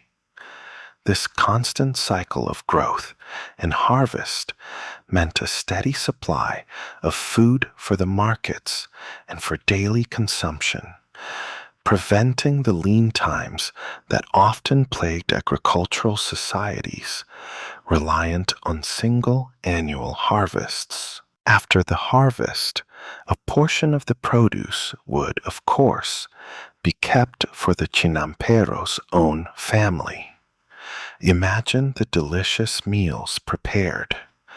Freshly ground maize transformed into warm tortillas, served with a rich stew of beans and chili peppers, perhaps some squash or amaranth greens from your own garden. It was a diet rich in nutrients, all sourced from the vibrant land you tended. And because the chinampas were so productive, there was almost always a surplus. This surplus was the lifeblood of Tenochtitlan. The majority of the harvested produce would be prepared for market. You'd carefully load your canoes, piling them high with colorful vegetables, fruits, and fragrant flowers. The journey to the great market of Tlatelolco, a vibrant hub of trade, would be a daily routine for many Chinamperos. Imagine the bustling scene. Hundreds of canoes converging, the air filled with the sounds of commerce, the vibrant colors of goods on display. This constant flow of fresh produce ensured that the citizens of Tenochtitlan, from the humblest commoner to the highest noble, had access to a diverse and abundant diet. Historians still debate the precise amount of tribute paid in agricultural goods versus market sales, but both played crucial roles. And then, beyond the daily sustenance, there were the feasts. The Aztecs were a society that celebrated with grand banquets, often tied to religious festivals or significant social events. The chinampas provided the foundational ingredients for these elaborate meals.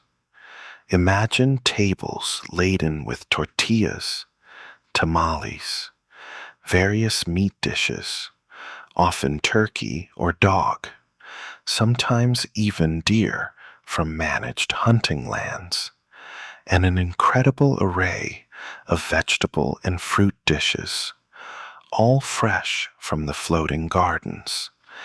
These feasts were not just about eating, they were communal expressions of gratitude and social cohesion, reinforcing the bonds within the community and with the deities who provided the bounty. It certainly beats a sad desk lunch, doesn't it? So, as you drift deeper into sleep, think of the satisfying rhythm of harvest, the abundance of fresh food, and the joyous celebrations that followed, all thanks to the incredible productivity of the Aztec floating gardens. The success of the Chinampas wasn't just a local triumph, it was a cornerstone of imperial power for the Aztec Empire. Imagine an empire not built solely on military conquest, but sustained by an unparalleled agricultural engine that allowed its capital city, Tenochtitlan, to flourish and project its dominance far and wide. The floating gardens were literally the breadbasket, or rather, the maize basket, that fueled the mighty Aztec state. A large, stable, and well-fed population is the foundation of any powerful empire. The Chinampas provided precisely that. With such incredibly productive farmland, Tenochtitlan could support a massive population, estimated to be between 200,000 and 300,000 residents at its peak, making it one of the largest cities in the world during the 15th and early 16th centuries. This dense population provided a vast labor force for construction, a large pool of recruits for the formidable Aztec army, and a significant consumer base for goods and services. Without the Chinampas, sustaining such an urban behemoth would have been utterly impossible. It's like trying to run a modern military without a steady supply of jet fuel. You just can't do it. The agricultural surplus generated by the Chinampas also allowed for the specialization of labor that is characteristic of complex societies. You didn't need every person to be a farmer. Instead, a significant portion of the population could dedicate themselves to other pursuits, becoming skilled artisans, powerful priests, cunning merchants, or disciplined warriors. This specialization contributed to the empire's sophistication and its ability to exert control over vast territories. Imagine a society where everyone's stomach is full, allowing them to focus on building pyramids, perfecting metallurgy, or developing intricate legal systems. Historians still argue about the exact proportion of the population freed from agricultural labor by the Chinampas, but its impact on societal complexity is undeniable. Furthermore, the wealth generated from the chinampas, both directly through market sales and indirectly through the tribute system, contributed to the imperial coffers. Conquered regions might be required to send tribute in the form of raw materials, manufactured goods, or even labor. But the core sustenance for the empire's heartland came from its own ingenious agriculture.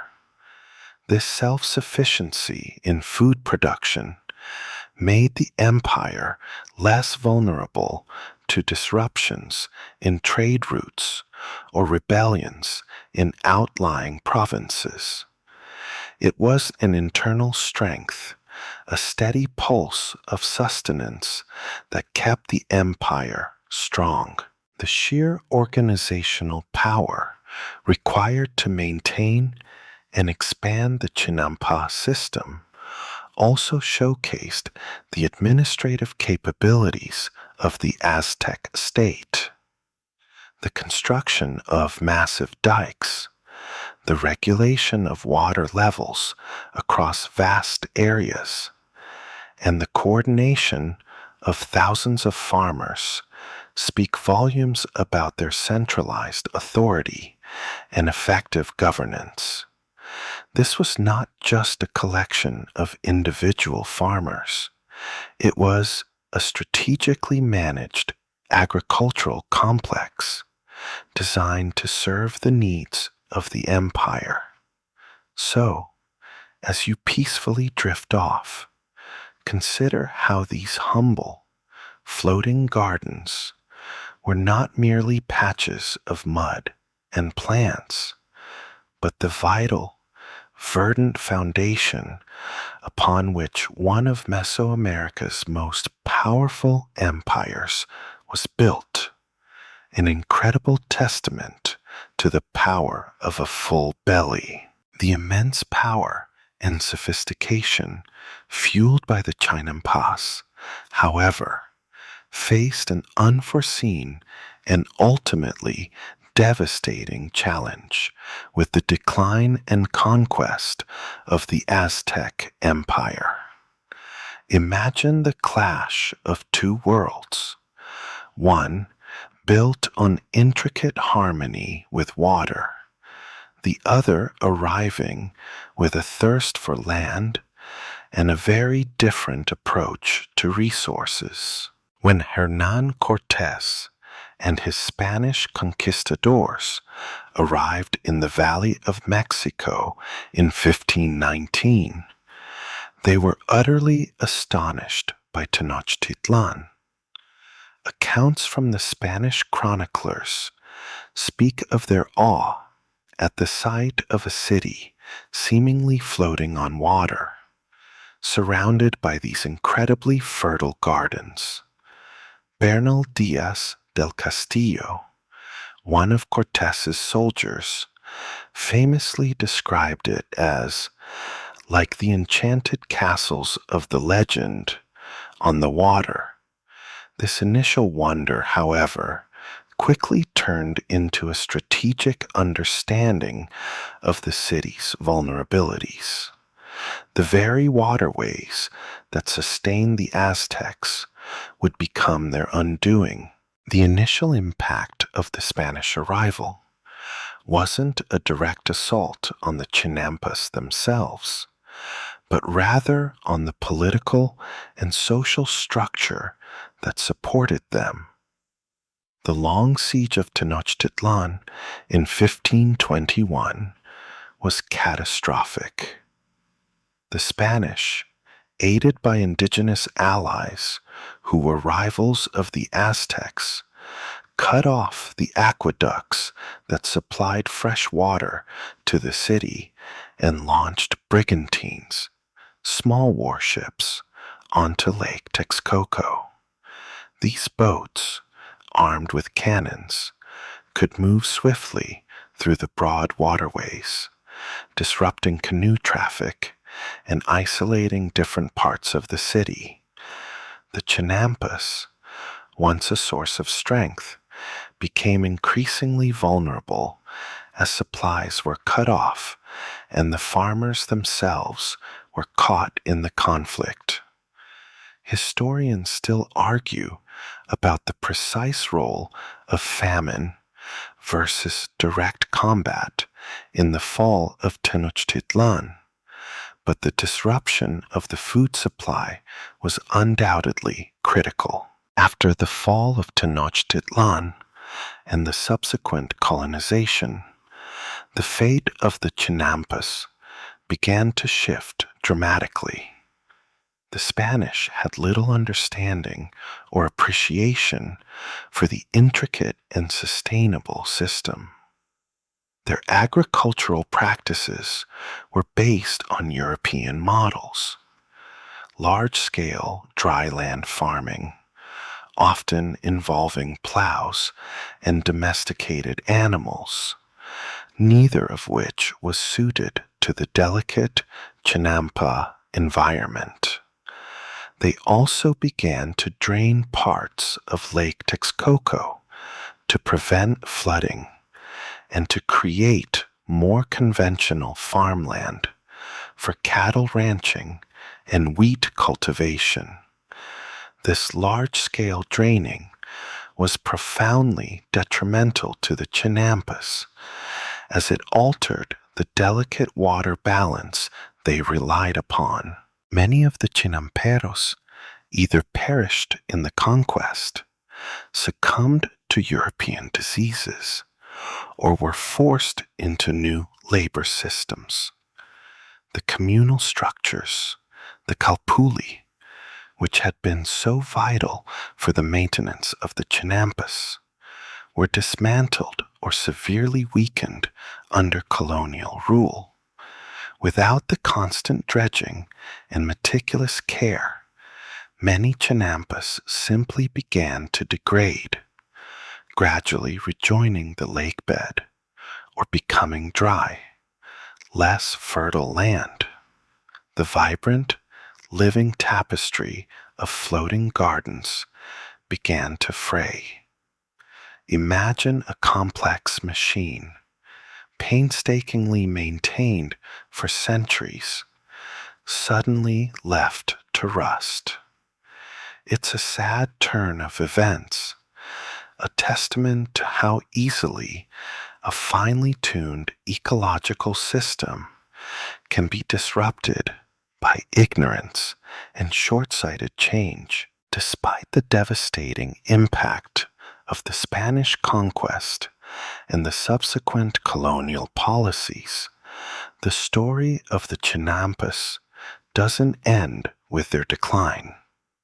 In a remarkable testament to their enduring ingenuity, some of these floating gardens have shown incredible resilience. Modern Chinampas continue to exist, providing a living link to a glorious past and offering valuable lessons for the future. Imagine, amidst the sprawling modernity of Mexico City, finding pockets where this ancient agricultural marvel still thrives.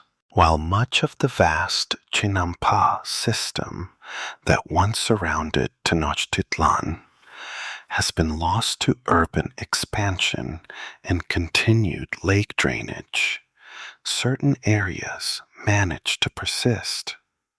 The most prominent example is in Xochimilco, a southern borough of modern-day Mexico City.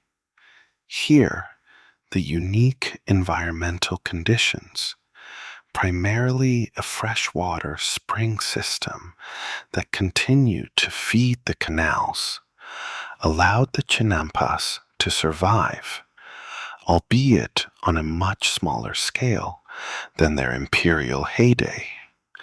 If you were to visit Xochimilco today, you would still see the familiar rectangular plots of land, separated by narrow canals, just as they were centuries ago.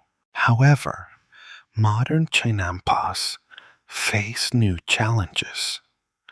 The tremendous growth of Mexico City has led to increased water pollution in the remaining canals, impacting the quality of the soil and the crops grown.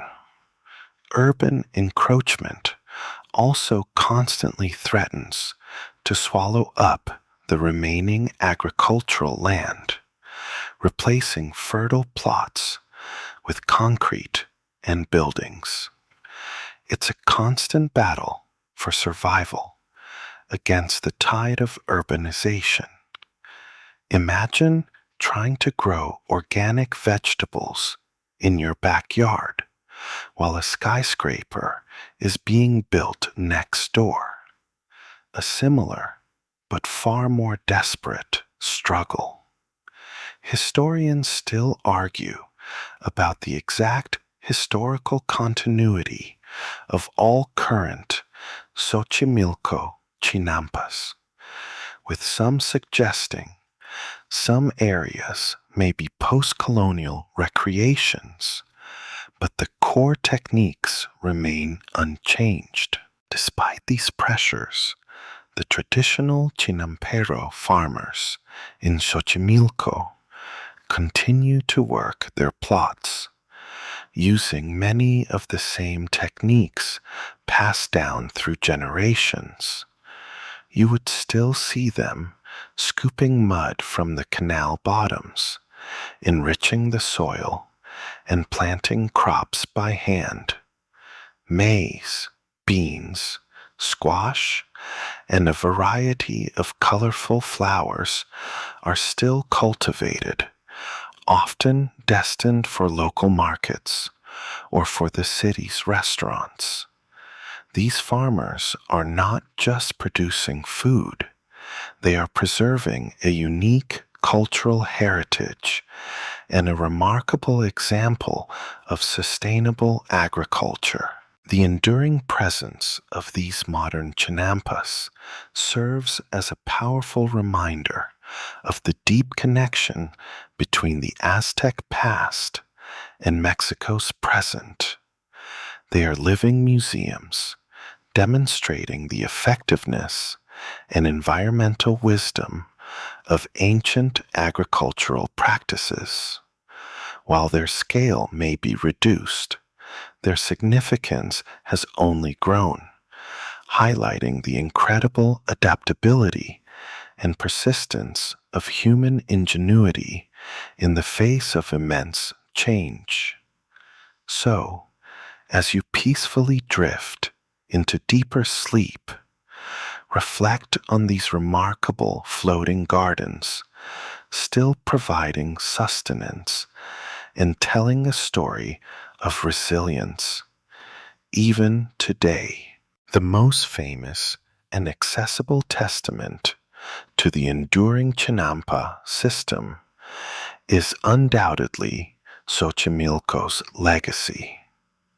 Imagine stepping out of the bustling, modern concrete jungle of Mexico City and into a serene, almost ethereal world of crisscrossing waterways and vibrant green islands. This isn't a theme park. This is a living, breathing historical landscape that has earned its place as a UNESCO World Heritage Site. Today, Xochimilco is often associated with its colorful trachineras, flat-bottomed boats adorned with bright floral arches, upon which tourists and locals alike drift through the canals. You'd hear mariachi music drifting across the water, laughter echoing from passing boats, and the gentle splash of paddles. While these tours are undoubtedly a lively and enjoyable experience, they also offer a direct glimpse into the remnants of the ancient Chinampa system. As you float along, you're literally navigating the same waterways that Aztec canoes once plied, surrounded by the same type of land formations that fed an empire. Beneath the festive surface, real agricultural work is still being carried out on many of these chinampas.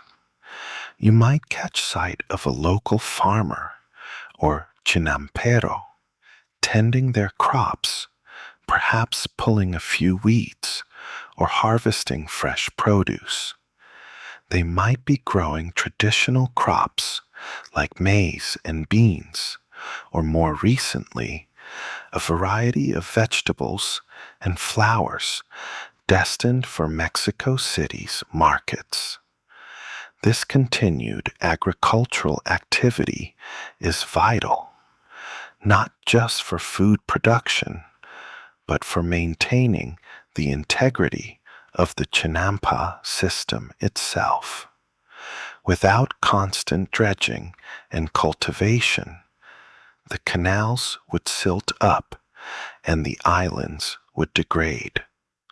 Historians still argue about the extent to which the modern tourist industry benefits the preservation of the Chinampas versus contributing to environmental stress.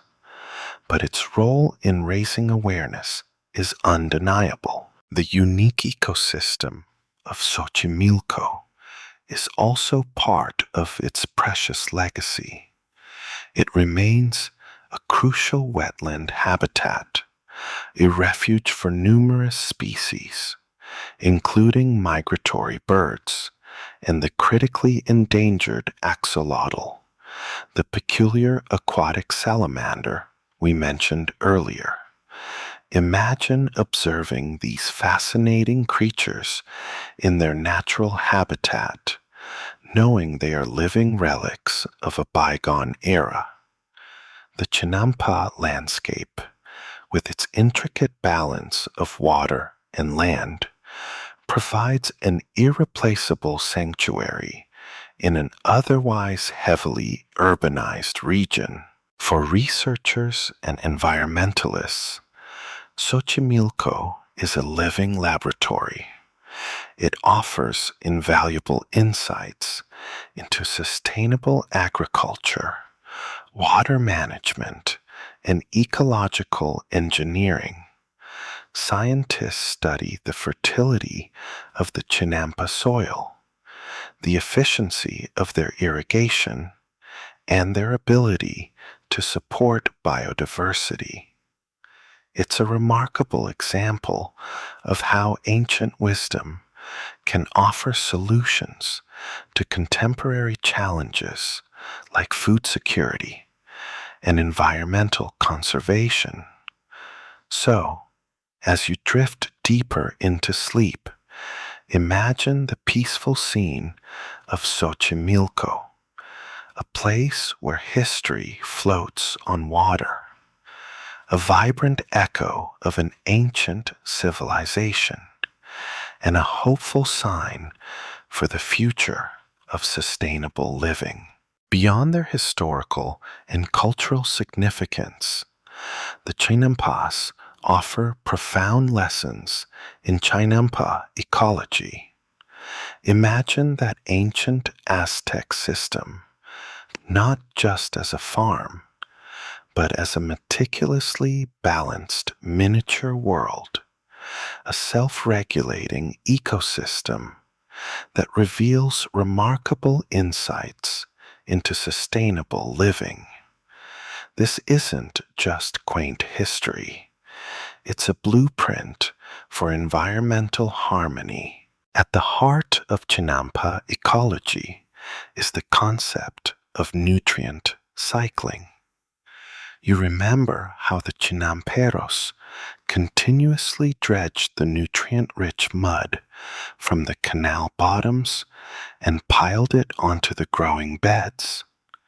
This wasn't just building land, it was constantly replenishing the soil with organic matter, fish waste, and decomposed plant material. This eliminated the need for external fertilizers, creating a closed-loop system where waste became a resource. Imagine if your local park was fertilized purely by its own pond's muck, a rather elegant, if slightly smelly, solution.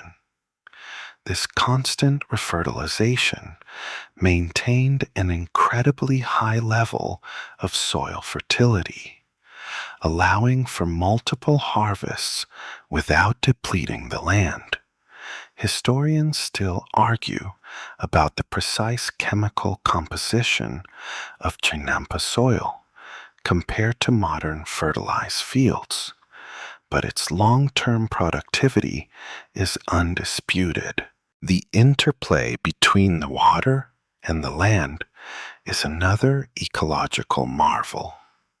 The narrow canals ensured consistent moisture to the plant roots through capillary action, minimizing water loss from evaporation and eliminating the need for extensive manual irrigation. This efficient water use is something modern agriculture, often plagued by water scarcity, struggles with. The Chinampas were essentially self-watering garden beds on a grand scale, making them remarkably resilient to dry spells. It's a natural irrigation system that doesn't rely on pumps or complex machinery, just a clever understanding of physics. Furthermore, the Chinampa system promoted significant biodiversity. The complex network of aquatic and terrestrial habitats provided niches for a wide array of plants, insects, fish, and amphibians, including the famed axolotl. This biodiversity, in turn, contributed to the health of the agricultural system itself. Natural predators helped control pests, and a variety of plant species supported a more resilient ecosystem, less vulnerable to widespread disease. You wouldn't find vast monocultures susceptible to a single blight. Instead, you'd find a patchwork of life, each part supporting the whole. It's the ultimate example of integrated pest management, designed by nature itself. The sheer stability of these structures over centuries, when properly maintained, also speaks volumes about their ecological soundness. The root systems of the plants and the reinforcing trees, like the ahuejotes, help to bind the soil, preventing erosion. The constant dredging of the canals prevented them from silting up, ensuring continued water flow and nutrient availability. It was a dynamic equilibrium where human intervention actively contributed to the health and longevity of the ecosystem rather than degrading it.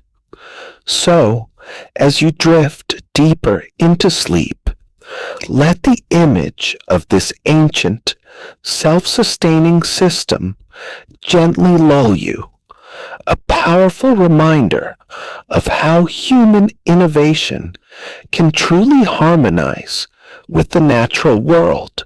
The ecological lessons gleaned from the Chinampas are not just historical curiosities. They offer tangible inspiration for future farming. Imagine a world where we look to ancient wisdom to solve modern agricultural dilemmas, finding sustainable, productive solutions in a system perfected centuries ago. The principles behind the floating gardens are surprisingly relevant to today's environmental and food security challenges. One of the most obvious applications is in highly productive urban or peri-urban agriculture.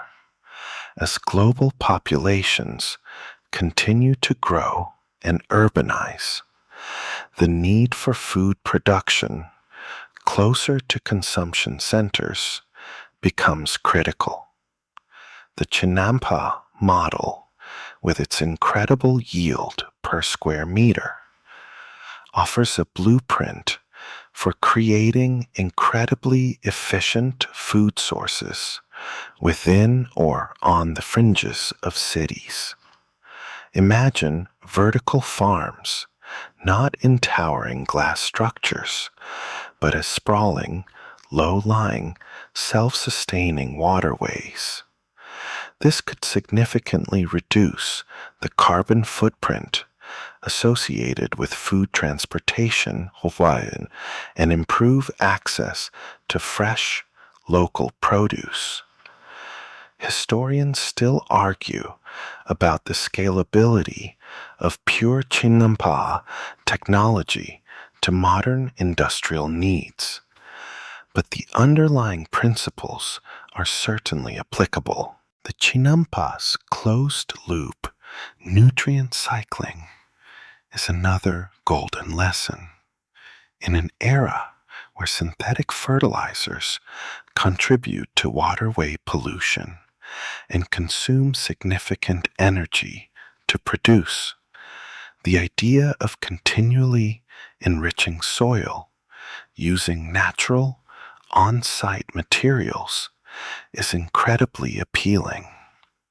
Research into modern composting and biodigester systems that mimic the Chinampa's ability to turn organic waste into high-quality soil amendments could revolutionize sustainable farming. Imagine a farm that never needs to buy fertilizer, producing everything it needs from its own waste. That's essentially what the Aztecs achieved, and it's something we are striving for again today.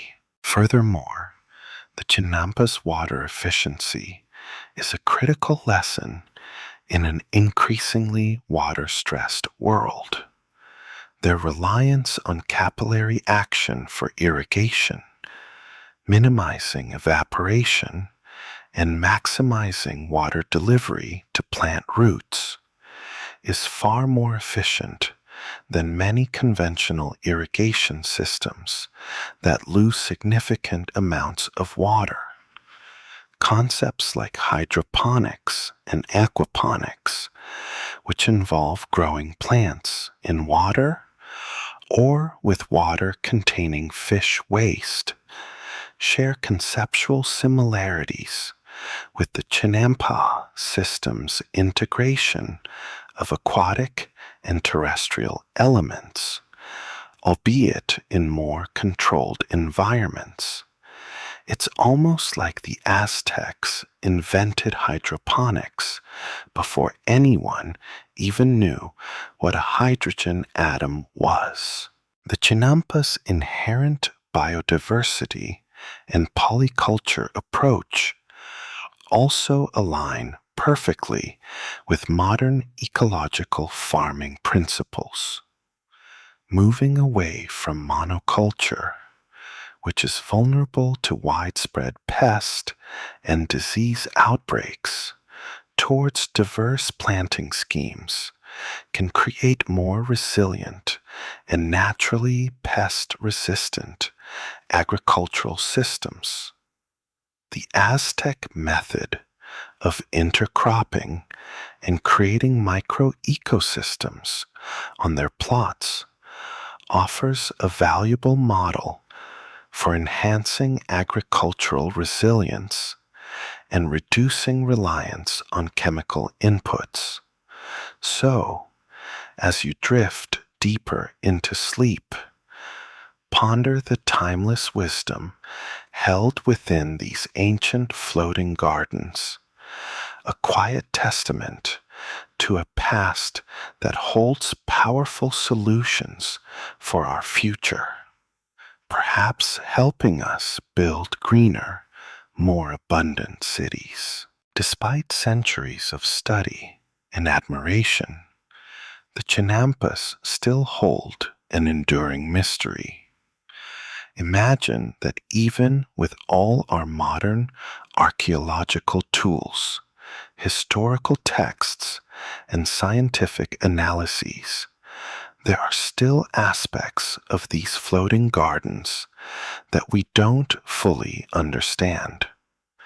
It's a reminder that the past, however well documented, always retains its secrets, inviting continuous curiosity. One of the ongoing debates among historians and archaeologists revolves around the precise origins of the Chinampa technique.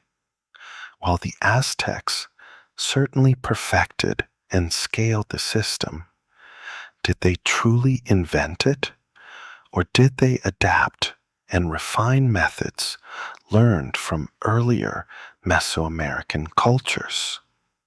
There's evidence of similar agricultural practices in earlier periods, such as by the Teotihuacanos or the Xochimilca, people who predated the Aztec arrival in the valley.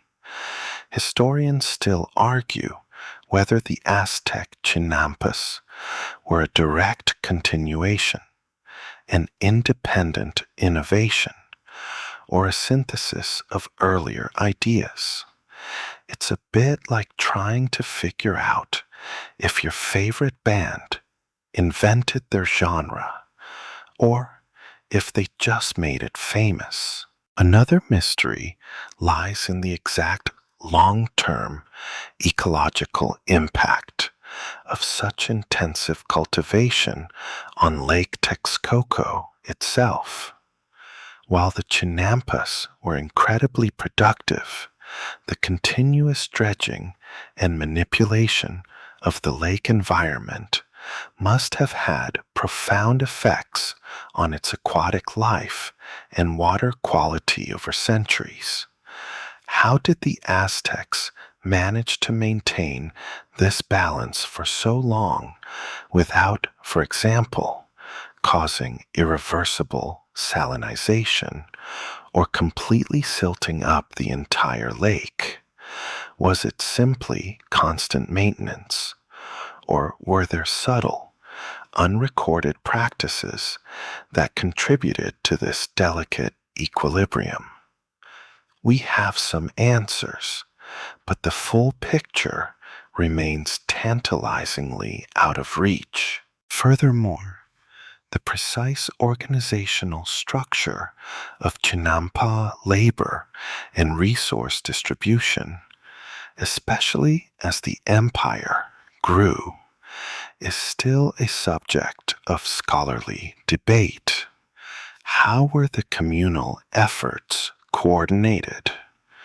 What was the exact relationship between the local Kalpuli and the centralized imperial administration regarding Chinampa production and tribute? Was it a purely voluntary communal system, or was there an element of coerced labor in the large-scale projects like dike construction?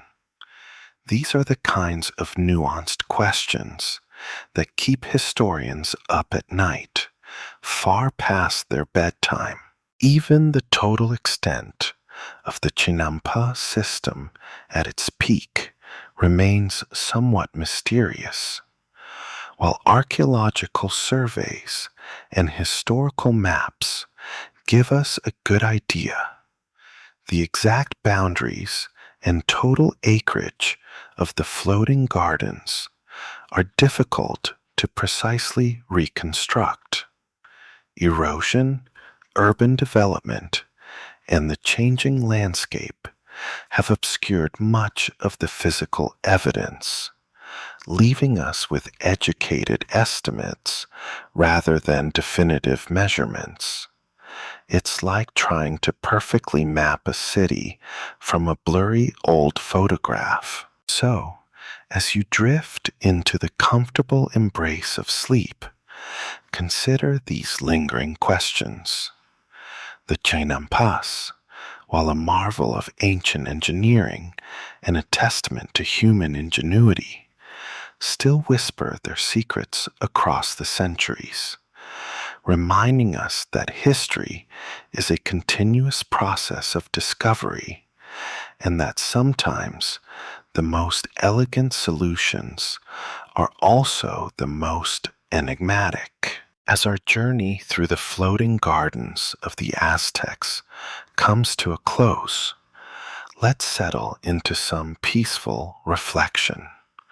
Imagine the gentle lapping of water against the narrow channels, the soft rustle of maize leaves in a forgotten breeze, and the faint, distant hum of an ancient city at rest. You've walked on ground that once floated, breathed air scented with ancient harvests, and witnessed ingenuity that defies the passage of time. Allow your mind to drift back to those diligent chinamperos, working with their simple tools, connected deeply to the earth and the water. Picture the careful layering of reeds and mud, the constant vigilance against floods, and the vibrant life that thrived in these watery fields. It wasn't just farming, it was a profound way of life, a delicate dance between human effort and natural cycles. There's a calming rhythm to it, isn't there? A sense of purpose in harmony with the environment. The images of Tenochtitlan, a city born from the lake, adorned with green, living landscapes, should be settling softly in your thoughts now. The quiet glide of canoes, the vibrant markets, the spiritual reverence for every seed and stalk. It all paints a picture of a civilization that found profound balance in an unlikely setting. It's a reminder that truly sustainable solutions are often found by observing and respecting the natural world, rather than trying to conquer it. Feel the echoes of ancient wisdom settling around you. The resilience of these gardens, still offering lessons today, should bring a sense of quiet hope. Perhaps we can learn to build our own lives, our own communities, with a similar gentle ingenuity, finding strength in connection and sustainability. Now, let any remaining thoughts from our journey gently fade. The historical facts, the quirky tidbits, the scholarly debates, let them dissolve into a soft, calming blur. Focus only on the steady, rhythmic sound of your own breathing, slow and even. The ancient world is receding, becoming a peaceful dreamscape. You are safe, you are warm, and you are surrounded by stillness. Let the echoes of the floating gardens carry you effortlessly now, deeper and deeper into a calm, restorative sleep.